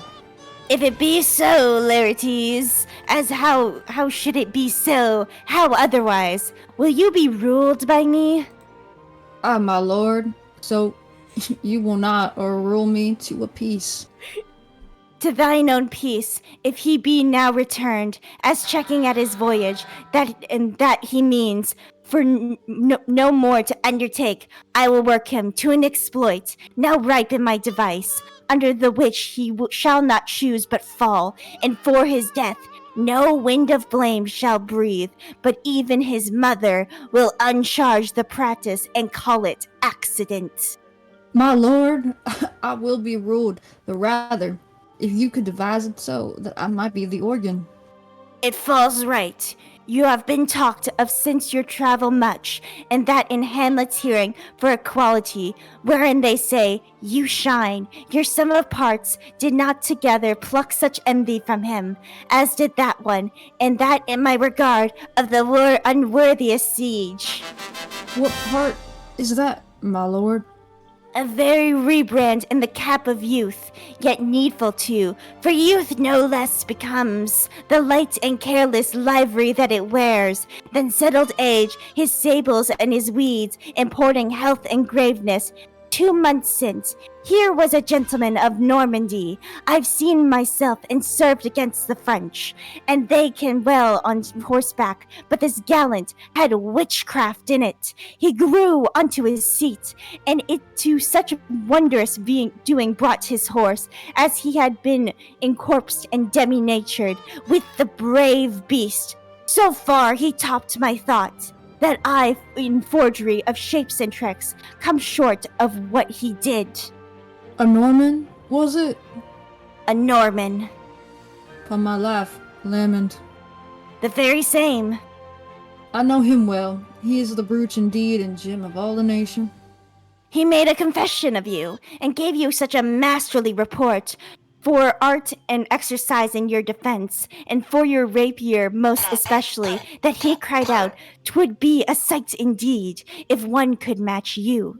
The scrimmers of their nation, he swore, had neither motion, guard, nor eye, if you opposed them. Sir, this report of his, did Hamlet so envenom with his envy that he could nothing do but wishing beg your son coming over to play with him? Now, out of this. What out of this, my lord? Laertes, was your father dear to you, or are you like the painting of a sorrow, a face without a heart? Why you ask this? Not that I think you do not love your father, but that I know love is begun by time, and that I see in passages of proof, time qualifies the spark and fire of it. There lives within the very flame of love a kind of wick or snuff that will abate it, and nothing is at a like goodness still, for goodness growing to pleurisy dies in his own too much that we would do.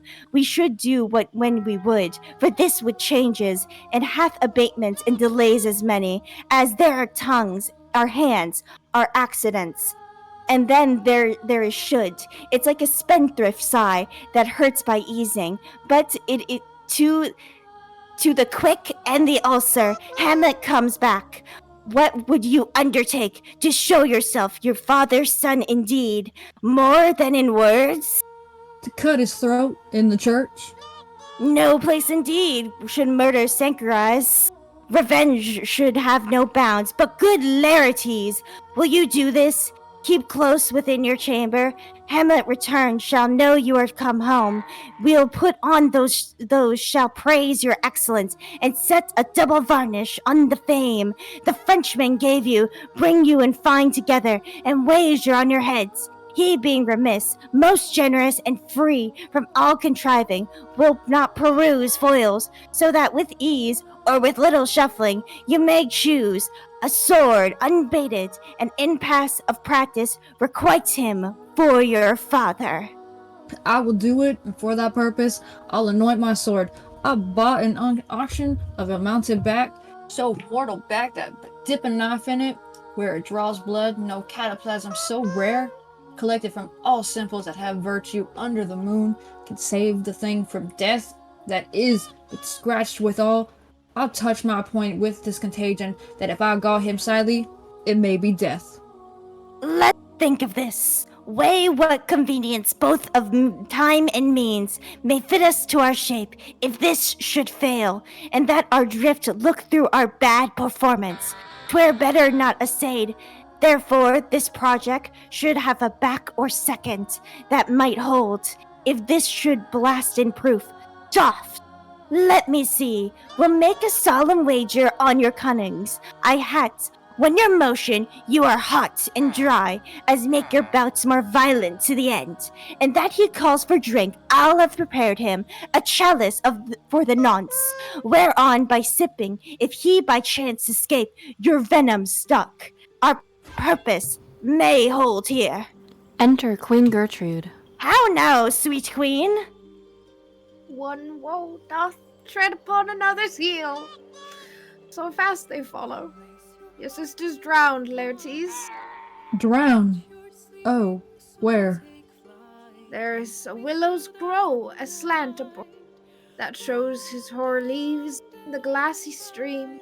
There with fantastic garlands did she come, of crowflowers, nettles, daisies, and long purples that liberal shepherds give a grosser name, but our cold maids do dead men's fingers call them. There on the pendant boughs her coronet weeds, clamoring to hang, an envious sliver broke, when down her weedy trophies and herself fell into the weeping brook, her clothes spread wide and mermaid-like. Awhile they bore her up, which times she chanted snatches of old tune, as one incapable of her own distress, like a creature native and endued unto that element, but long it could not be, till that her garments, heavy with their drink, pulled the poor wretch from her melodious lay to muddy death. Alas, then she's drowned? Drowned. Too much water hast thou, poor Ophelia, and therefore I forbid my tears, but yet it is our trick. Nature her customs hold. Let shame say what it will, when these are gone, the woman will be out. Adieu, my lord, I have a speech of fire that fain would blaze, but this folly doubts it. Exit. Let's follow, Gertrude. How much I had to do to calm his rage. Now fear I this will give it start again. Therefore, let's follow. Exeunt. Act 5, Scene 1. A churchyard. Enter 2 clowns with spades and company. Is she to be buried in Christian burial that wilfully seeks their own salvation?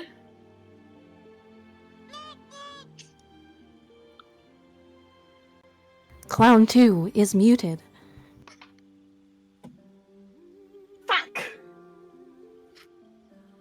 I tell thee she is, and therefore make her grave straight. The crowner hath set on her, and finds it Christian burial.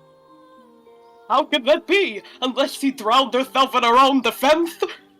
Why, 'tis found so.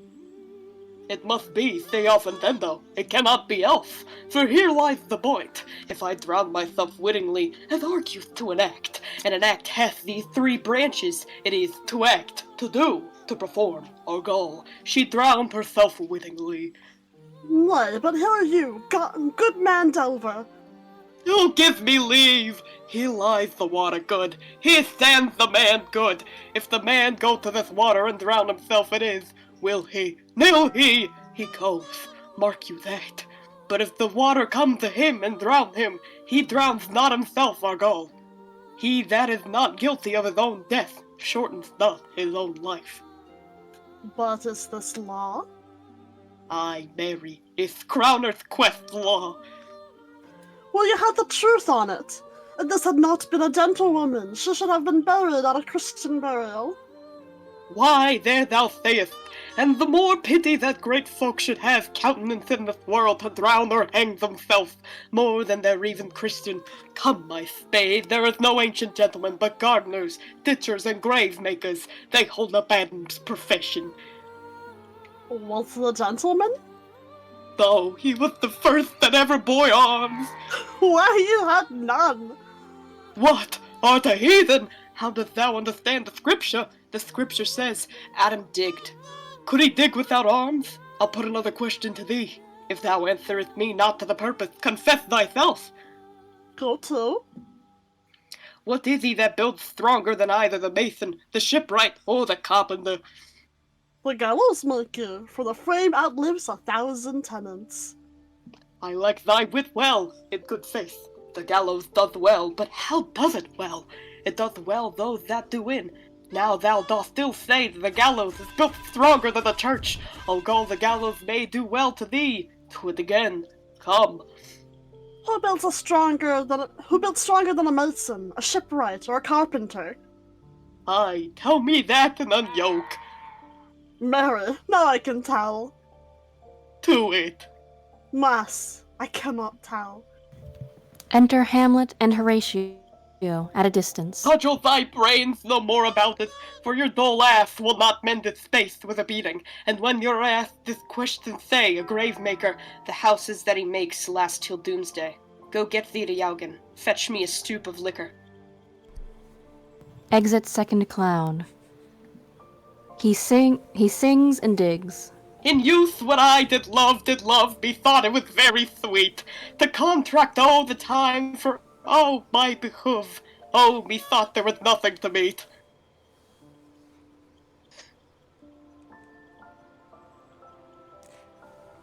Has this fellow no feeling of his business that he sings at grave making? Custom hath made it in him a property of easiness. 'Tis e'en so. The hand of little employment hath the daintier sense. But age with his stealing steps have clawed me in his clutch, then hath shipped me into the land as I had never been such. He throws up a skull. That skull had a tongue in it, and could sing once. How the knave jowls it to the ground, as if it were Cain's jawbone that did the first murder. It may be the pate of a politician, which this ass now o'erreaches. One that would circumvent God, might it not? It might, my lord. Or of a courtier, which could say, Good morrow, sweet lord, how dost thou, sweet lord? This might be my lord such a one. Praise to my lord such a one as horse. When he meant to beg it, might it not? Aye, my lord. Oh, why e'en so? And now my lady's worms, chapless and knocked about the mallard with a sexton's spade. Here's fine revolution, and we had the trick to see it. Did these bones cost no more than the breeding, but to play loggets with them? Mine ache to think on it. A pickaxe and a spade, for and the shrouding sheet. Oh, a pit of clay for to be made, for such a guest is meet. He throws up another skull. There's another! Oh, why may not be the skull of a lawyer? Where be his quitties now, his quillets, his cases, his tenors, and his tricks? Why does he suffer this rude knave now to knock him about the sconce with a dirty shovel, and will not tell him of his action of battery? This fellow might be in his time a great buyer of land, with his statutes, his recognises, his fines, his double vouchers, his recoveries.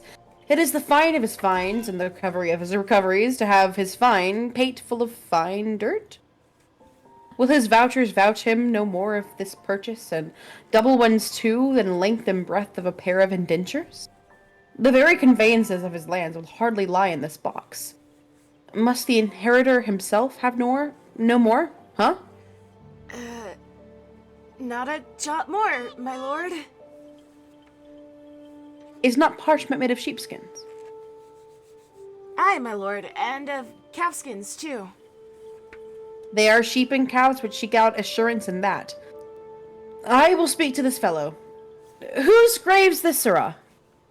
It's mine, sir. He sings. Oh, a pit of clay for to be made for such a guest as meet. I think it be thine indeed, for thou liest in it. You lie out on't, sir, and therefore it is not yours. For my part, I do not lie in it, and yet it is mine. Thou dost lie in it. To be in it, and say it is thine, 'tis for the dead, not for the quick. Thou liest. This was a quick lie, sir. 'Twill away gains from me to you. What men dost thou dig it for? For no man, sir. What woman, then? For none, neither. Who is to be buried in it? One that was a woman, sir, but rest her soul, she's dead. How absolute the knave is. We must speak by the card, or the equivocation will undo this. By the lord, Horatio, these 3 years I have taken note of it. The age has grown so picked that the toe of the peasant comes near the heel of the courtier. He gaffs his kib. How long hast thou been a gravemaker? Of all the days I the year, I came to that day that our last King Hamlet overcame Fortinbras. How long is that since? Cannot tell you that? Every fool can tell that. It was the very day that young Hamlet was born. He that is mad and sent into England. Aye, marry, why was he sent into England? Why? Because he was mad. He shall recover his wits there, or if he do not, it's no great matter there. Why? 'Twill not be seen in him there. There the men are mad as he. How came he mad? Oh, very strangely, they say. How strangely? Faith, he in with losing his wits. Upon what ground? Why, here in Denmark. I have been sexton here, man and boy, 30 years. How long will a man lie in the earth ere he rot? Aye, faith, if he be not rotten before he die, as we have many pocky courses nowadays that will scarce hold the laying in, he will last you some 8 year, or 9 year. A tanner will last you a 9 year. Why he more than another? Why, sir, his hide is so tanned with his trade that he will keep out water a great while, and your water is a sore decayer of your whore son dead body. Here's a skull now. The skull has lain in the earth 23 years. Whose was it? Fucking Finn. A whore son mad fellows it was. Whose do you think it was? Nay, I know not. A pestilence on him for a mad rogue. I poured a flagon of Rhenish on my head once. This same skull, sir, was Yorick's skull, the king's jester. This? I'm that. Let me see. Hamlet takes the skull. Alas, poor Yorick. I knew him, Horatio. A man of infinite jest, of most excellent fancy. He hath borne me on his back 1,000 times, and now, how abhorred in my imagination it is. My gorge rims at it. Here hung those lips that I have kissed. I know now, not oft. Where be your gibes now, your gambols, your songs, your flashes of merriment, that we weren't wont to set the table in a roar? Not one now, to mock your own grinning. Quite chop-fallen. Now, get you to my lady's chamber and tell her, let her paint an inch thick to this favor she must come. Make her laugh at that. Prithee, Horatio, tell me one thing. What's that, my lord? Dost thou think Alexander looked on this fashion of the earth? And so? And smelt so? Pah! Hamlet puts down the skull. And so, my lord. What base uses we may return, Horatio? Why, may not imagination trace the noble dust of Alexander, till we find it stopping a bunghole? Well, 'twere to consider too curiously, to consider so. No, faith, not a jot, but to follow him thither with modesty enough and likelihood to lead it, as thus. Alexander died. Alexander was buried. Alexander returneth into dust. The dust is earth, of earth we make loam, and why of that loam? Whereto he was converted, may they not stop a beer barrel? And Paris Caesar, dead and turned to clay, might stop a hole to keep the wind away. Oh, that earth with which the world in awe should patch a wall to expel the winter's flaw. But soft, aside. Here comes the king. Enter priest and company in procession, the corpse of Ophelia, Laertes, and mourners following. King Claudius, Queen Gertrude, and their trains and company. The queen?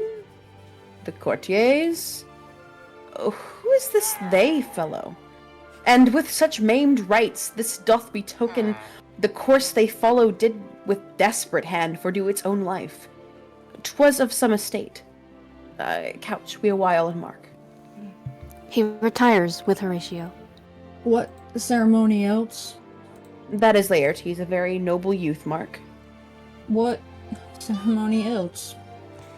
Her obsequies have been as far enlarged as we have worn ties. Her death was doubtful. And but that great command to raise the order, she should ground unsanctified have lodged.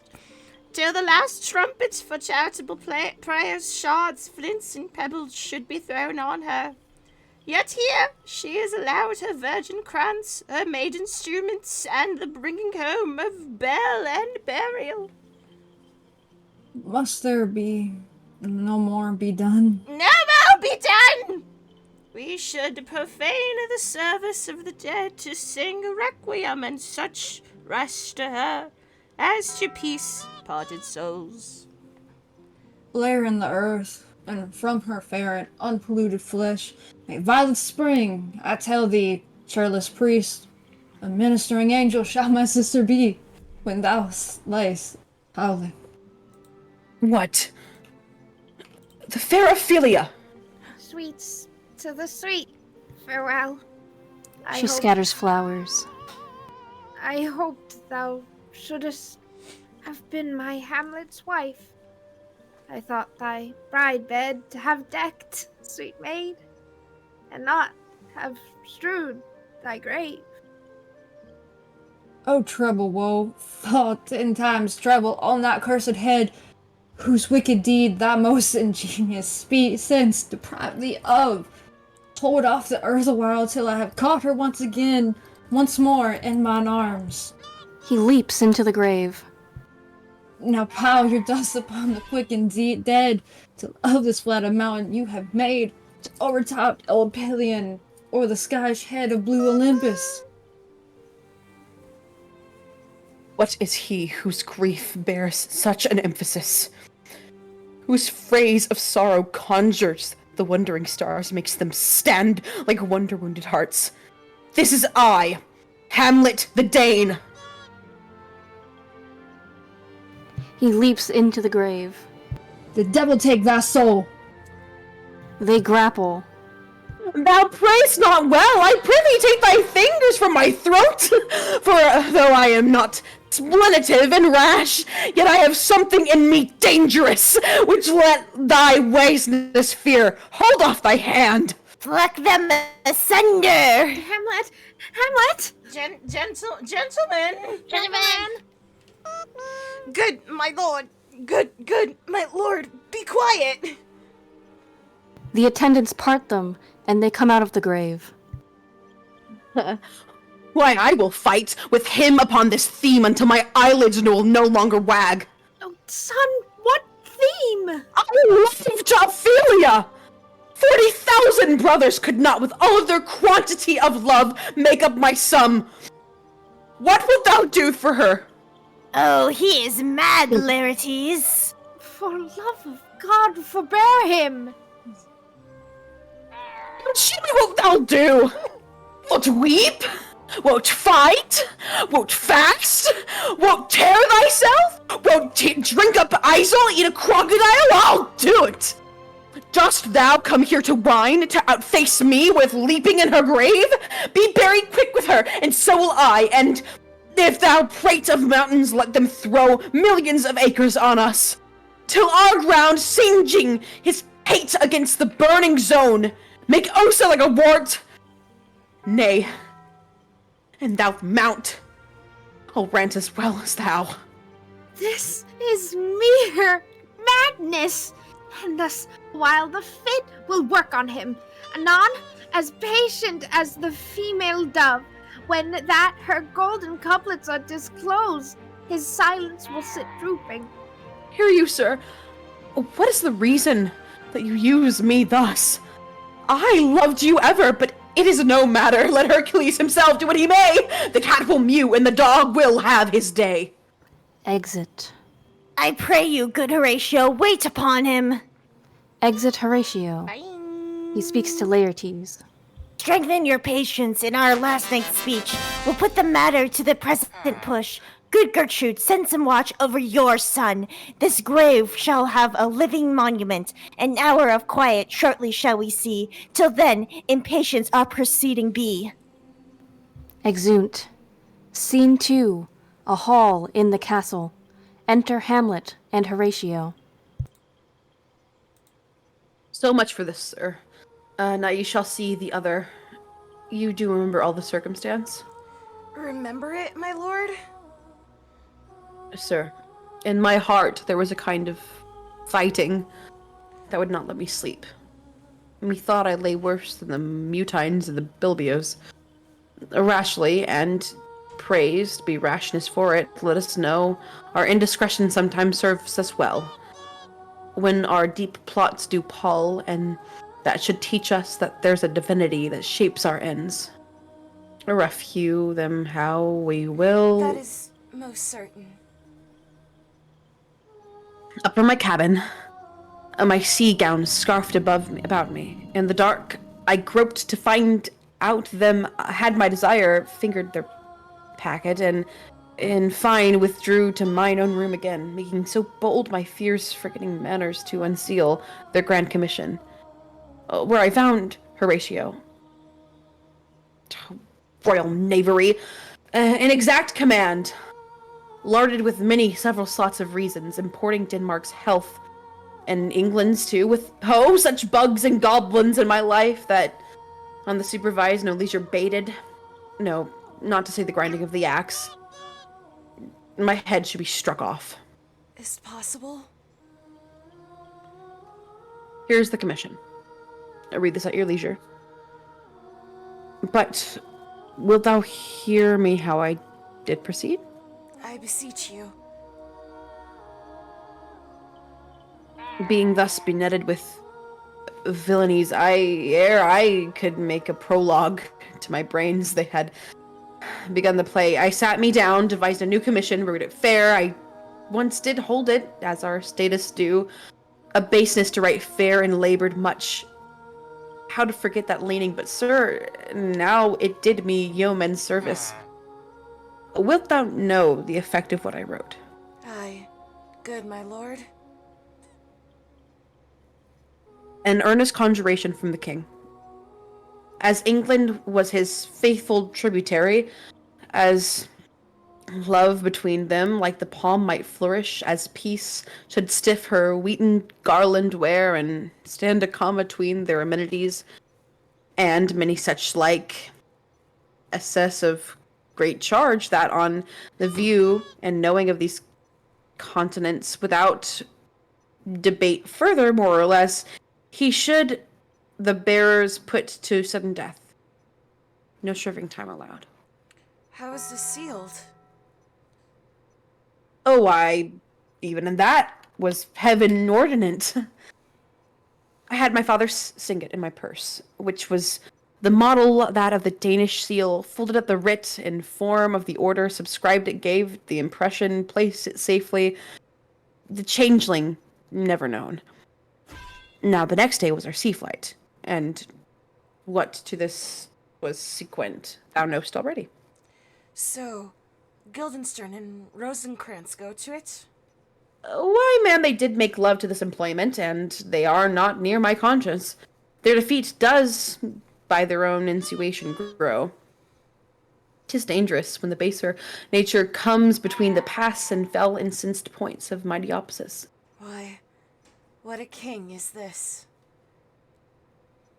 Does it not, thinkest thee, stand me now upon that he hath killed my king and whored my mother, popped in between the election of my hopes, and my hopes, thrown out his angle for my proper life, and with such coznage, is not perfect conscience, but to quit him with this arm, and is not to be damned to let this canker of our nature come into further evil?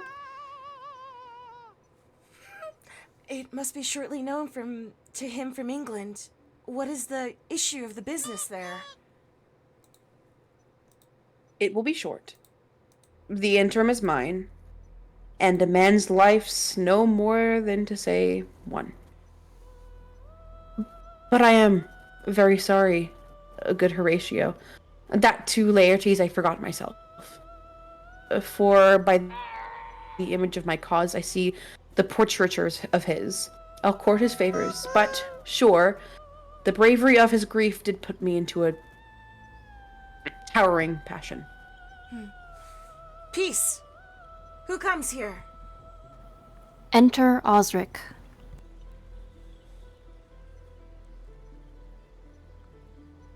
Osric is muted.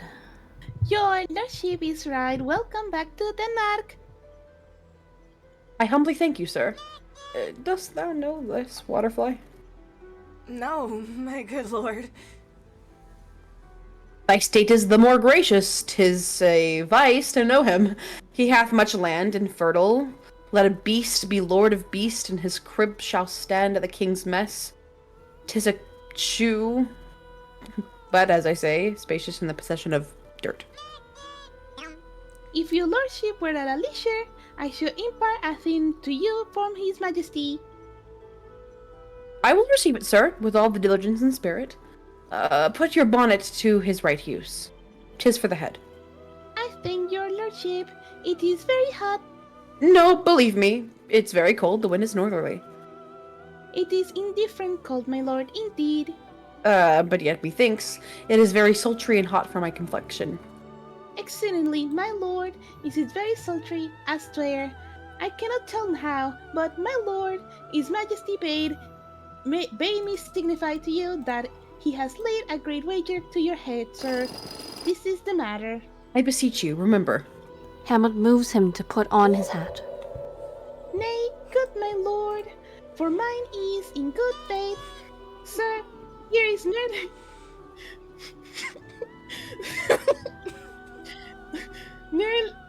Sir, he has nearly come to court, Laertes. Believe me, an absolute gentleman, full of most excellent differences, of very soft society, and great showing indeed. To speak fittingly of him, he is the card or calendar of gentry, for you shall find him in the continent of what far a gentleman would see. Sir, his definement suffers no perdition in you, though I know to divide him inventorially would dizzy the arithmetic of memory. And yet, but yaw neither in respect of his quirk sale. But the verity of extolment, I take him to be a soul of great article, and his infusion of such dearth and rareness as to make true diction of him, his semblance is his mirror, and who would trace him, his umbrage, nothing more. She speaks most infamily of him. The controversy, sir? Why do we warp the gentleman in our more rawer breath? Sir? It's not possible to understand in another tongue. You will do it, sir, really. What imports the nomination of this gentleman? Laertes? His purse is empty already. All his golden words are spent. Of him, sir. No, you are not ignorant. I would you did, sir, yet in faith if you did, it would not so much approve me. Well, sir? You are not ignorant of what excelerities is. I dare not confess that, lest I compare with him in excellence, but to know a man well, or to know himself. I mean, sir, for his weapon, but in the invitation laid on him by them, it is meet he's unfollowed. What's his weapon? Rapier and dagger. That's two of his weapons, but, well. The king, sir, hath wagered with him 6 Barbary horses, against the which he has impounded, as I take it, 6 French rapiers and poniards, with their assign, as girdle, hangers, and so, 3 of the carriages, in faith, are very dear to fancy. It is responsible to the hilts, most delicate carriages, and of very liberal conceit. What call you the carriages? I knew you must be edified by the margent ear you had done. The carriages here are the hangers. The phrase would be more German to the matter, if we could carry cannon by our sides. But would it might be hangers till then? But on 6 Barbary horses against 6 French swords, there are signs and 3 liberal conceited carriages. That's the French bet against the damage. Why is this impound, as you call it? Has that it passes between yourself and him, he shall not exceed you 3 hits. He hath laid on 12 for 9, and it would come to immediate trial. If your lordship would vouchsafe the answer. How if I answer no? I mean, my lord, the opposition of your person in trial. Sir, I will walk here in the hall. If it please his majesty, 'tis the breathing time of day with me. Let the foils be brought, and the gentleman willing, and the king hold his purpose. I will win for him, and I can. If not, I will gain nothing but my shame. And the odd hits. Shall I redeliver you and so? To this effect, sir, after which flourish your nature will. I commend my duty to your lordship. Yours. Exit Osric. He does well to commend himself. There are no tongues else for his turn. This lapwing runs away with the shell on his head. He did comply with his dug before he sucked it. Thus has he, and many more of the same bevy that I know the Dresiage dotes on, only got the tune of the time and outward habit of encounter. A kind of yesty collection, which carries them through and through the most fond and winnowed options, and to do but blow them their trial. The bubbles are out. Enter a lord. My lord, his majesty commended him to you by young Osric, who brings back to him that you attend him in the hall. He sends to know if your pleasure holds to play with levities, or that you will take longer time. I am constant to my purpose. They follow the king's pleasure. If his fitness speaks, mine is ready now or whensoever, provided I be so able as now. The king and queen are all coming down. In happy time. The queen desires you to use some gentle entertainment levities before you fall to play. She well instructs me. Exit lord. You will lose this wager, my lord. I do not think so. Since he went into France, I have been in continuous practice. I shall win at the odds, but thou wouldst not think how ill all's here about my heart. But it is no matter. Nay, good, my lord. It is but foolery, but is such a kind of gain-giving, as would perhaps trouble a woman. Okay, It is but foolery, but it is such a kind of gain-giving as would perhaps... that's the wrong line.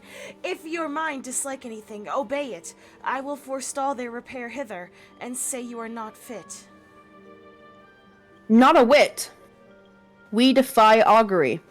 There is a special providence in the fall of Sparrow. If it be now, 'tis not to come. If it be not to come, it will be now. If it not be now, yet it will come, the readiness of it all, since no man has aught of what he leaves. What's it to leave betimes? Enter King Claudius, Queen Gertrude, Laertes, lords, Osric, and attendants with foils and company. Come, Hamlet, come, and take this hand from me. King Claudius puts Laertes' hand into Hamlet's. Give me your pardon, sir. I've done you wrong. But, pardon't, as you are a gentleman. This presence knows, and you must needs have heard how I am punished with sore distraction. What I have done, that might your nature, honor, and exception roughly awake, I here proclaim was madness. Was't Hamlet's wrong, Laertes? Never Hamlet. If Hamlet himself be taken away, and when he's not himself does wrong Laertes, then Hamlet does not. Hamlet denies it. Who does it then? His madness, if it be so. Hamlet is the faction of that is wronged. His madness is poor Hamlet's enemy. Sir, in this audience, let my disclaiming from a purposed evil free me so far in your most generous thoughts, that I have shot mine arrow over the house, not the horse, and hurt my brother. I am satisfied in nature whose motive, in this case, should stir me most to my revenge.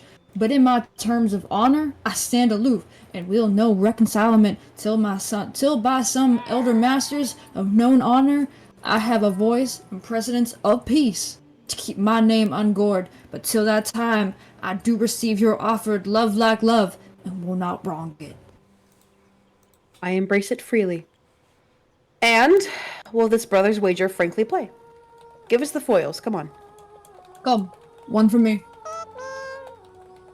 I'll be your foil, Laertes, and mine ignorance your skill shall, like a star in the darkest night, stick fiery off indeed. You mock me, sir. No. By this hand. Give them the foils, young Osric. Cousin Hamlet, you know the wager? Very well, my lord. Your grace hath laid the odds or the weaker side.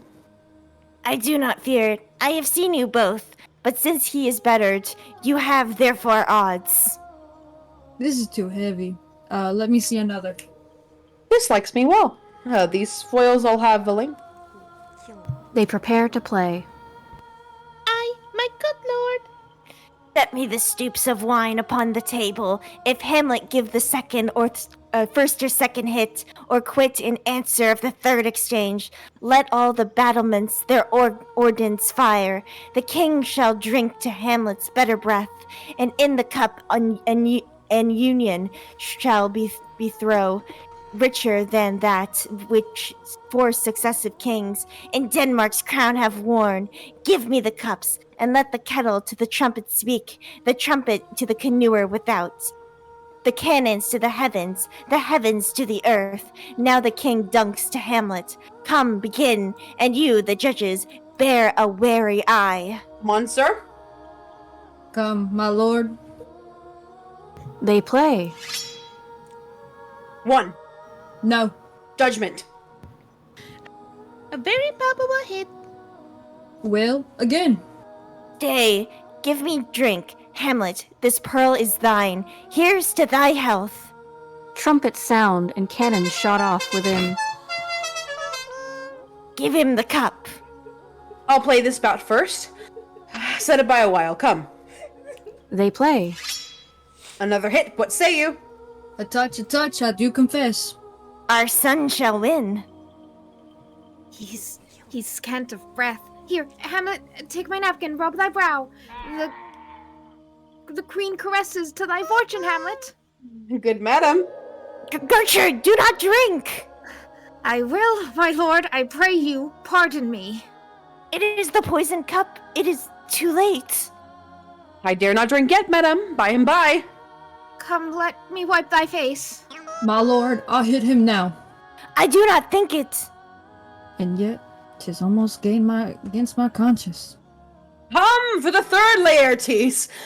You but dally, I pray you. Pass with your best violence. I am afeard you make a wanton of me. Say you so? Come on. They play. Either. Have it you now? Laertes wounds Hamlet. Then, in scuffling, they change rapiers, and Hamlet wounds Laertes. Part them. They are incensed. Nay, come again. Queen Gertrude falls. Look! Osric's mic cut out, so I didn't hear the end of that line. If you could say it one more time. To the queen there. Whoa, they bleed on both sides. How is it, my lord? How is it, Laertes? Why, as a woodcock to my own spring, Osric, I am justly killed with my own treachery. How does the queen? She swounds to see them bleed. No, no, the drink! Oh my dear Hamlet! The drink! I am poisoned! Gertrude dies. Oh, villainy! Oh, let the door be locked! Treachery, seek it out! It is here, Hamlet. Hamlet, thou art slain. No medicine in the world can do thee good. In thee there is not half an hour of life. Treacherous instrument is in thy hand. Unbaited and envenomed, full practice hath turned itself on me. Lo, here I lie, never to rise again. Thy mother poison, I can do no more. The king's to blame. The point. Envenom too! Then, venom, to thy work! Hamlet stabs King Claudius. Treason! Treason! Not really. Shit. Oh, defend me, friends. I am but hurt. Oh, incestuous, murderous, damned Dane! Drink off this poison! Is thy union here? Follow my mother! King Claudius dies. Yay! He is justly served. It is a poison tempered by himself. Exchange forgiveness with me, noble Hamlet. Mine and my father's death come not upon thee, nor thine on me. Laertes dies. Heaven make thee free of it. I follow thee. I am dead, Horatio. Wretched queen, adieu! You that look pale and tremble at this chance that are but mutes or audience to this act. Had I but time, as this fell sergeant, death is strict in his arrest, oh, I could tell you, but let it be. Horatio, I am dead. Thou livest, report me and my cause, a right to the unsatisfied. No, never believe it. I am more than an antique Roman than a Dane. Here, yet some liquor left? As thou demand, give me the cup! Let go, by heaven, I'll have it! Oh, good Horatio. What a wounded name. A thing standing thus unknown shall live behind me. If thou didst ever hold me in thy heart, absence thee from felicity a while, and in this harsh world, draw thy breath in pain to tell my story. March afar off, and shot within. What warlike noise is this? Young Tibras, with conquest from Poland, to the ambassador of England gives this warlike volley. Oh, I die, Horatio. The potent poison quite overcrowns my spirit. I cannot live to hear the news from England, but I do prophesy the election lights on Fortinbras. He has my dying voice, so tell him with the occurrence more and less, which I have solicited. The rest is silence. Hamlet dies. Now cracks a noble heart. Good night, sweet prince, and flights of angels sing thee to thy rest. Why does the drum come hither? March within. Enter Fortinbras, the English ambassadors, and others. Where is the sight? Jennifer Coolidge. What is it ye would see? In aught of woe or wonder, cease your search. This quarry cries on havoc. Oh, proud death, what feast didst toward in thine eternal cell, that thou so many princes at a shot, so bloodily hast struck? The sight is dismal, and our affairs from England come too late. The ears are senseless that should give us hearing, to tell him his commandment is fulfilled, that Rosencrantz and Guildenstern are dead! Where should we have our thanks? Not from his mouth. Had the ability of life to thank you. He never gave commandment for their death, but since so jump upon this bloody question, you from the Polack Wars and you from England are here arrived, give order that these bodies, high on a stage, be placed to the view, and let me speak to the yet unknowing world.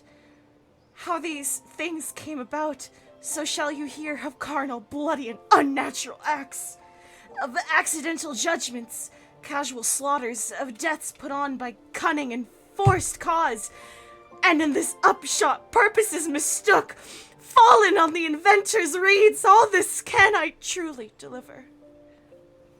Let us haste to hear it, and call the noblest to the audience for me.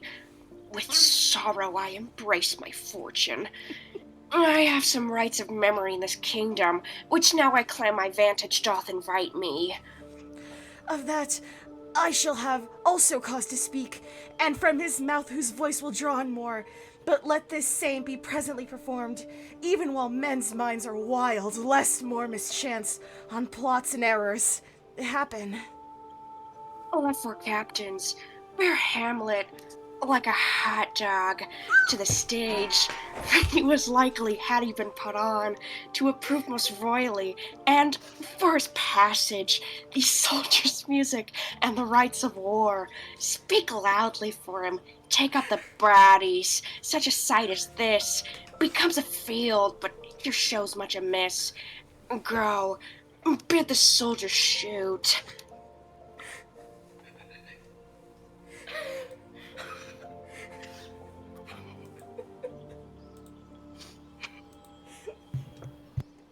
A dead march, exeunt, bearing off the dead bodies, after which a peal of ordnance is shot off. The end! We did it! We did it!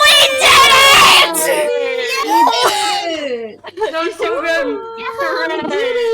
We did it, guys! Guys. We did it! Yeah!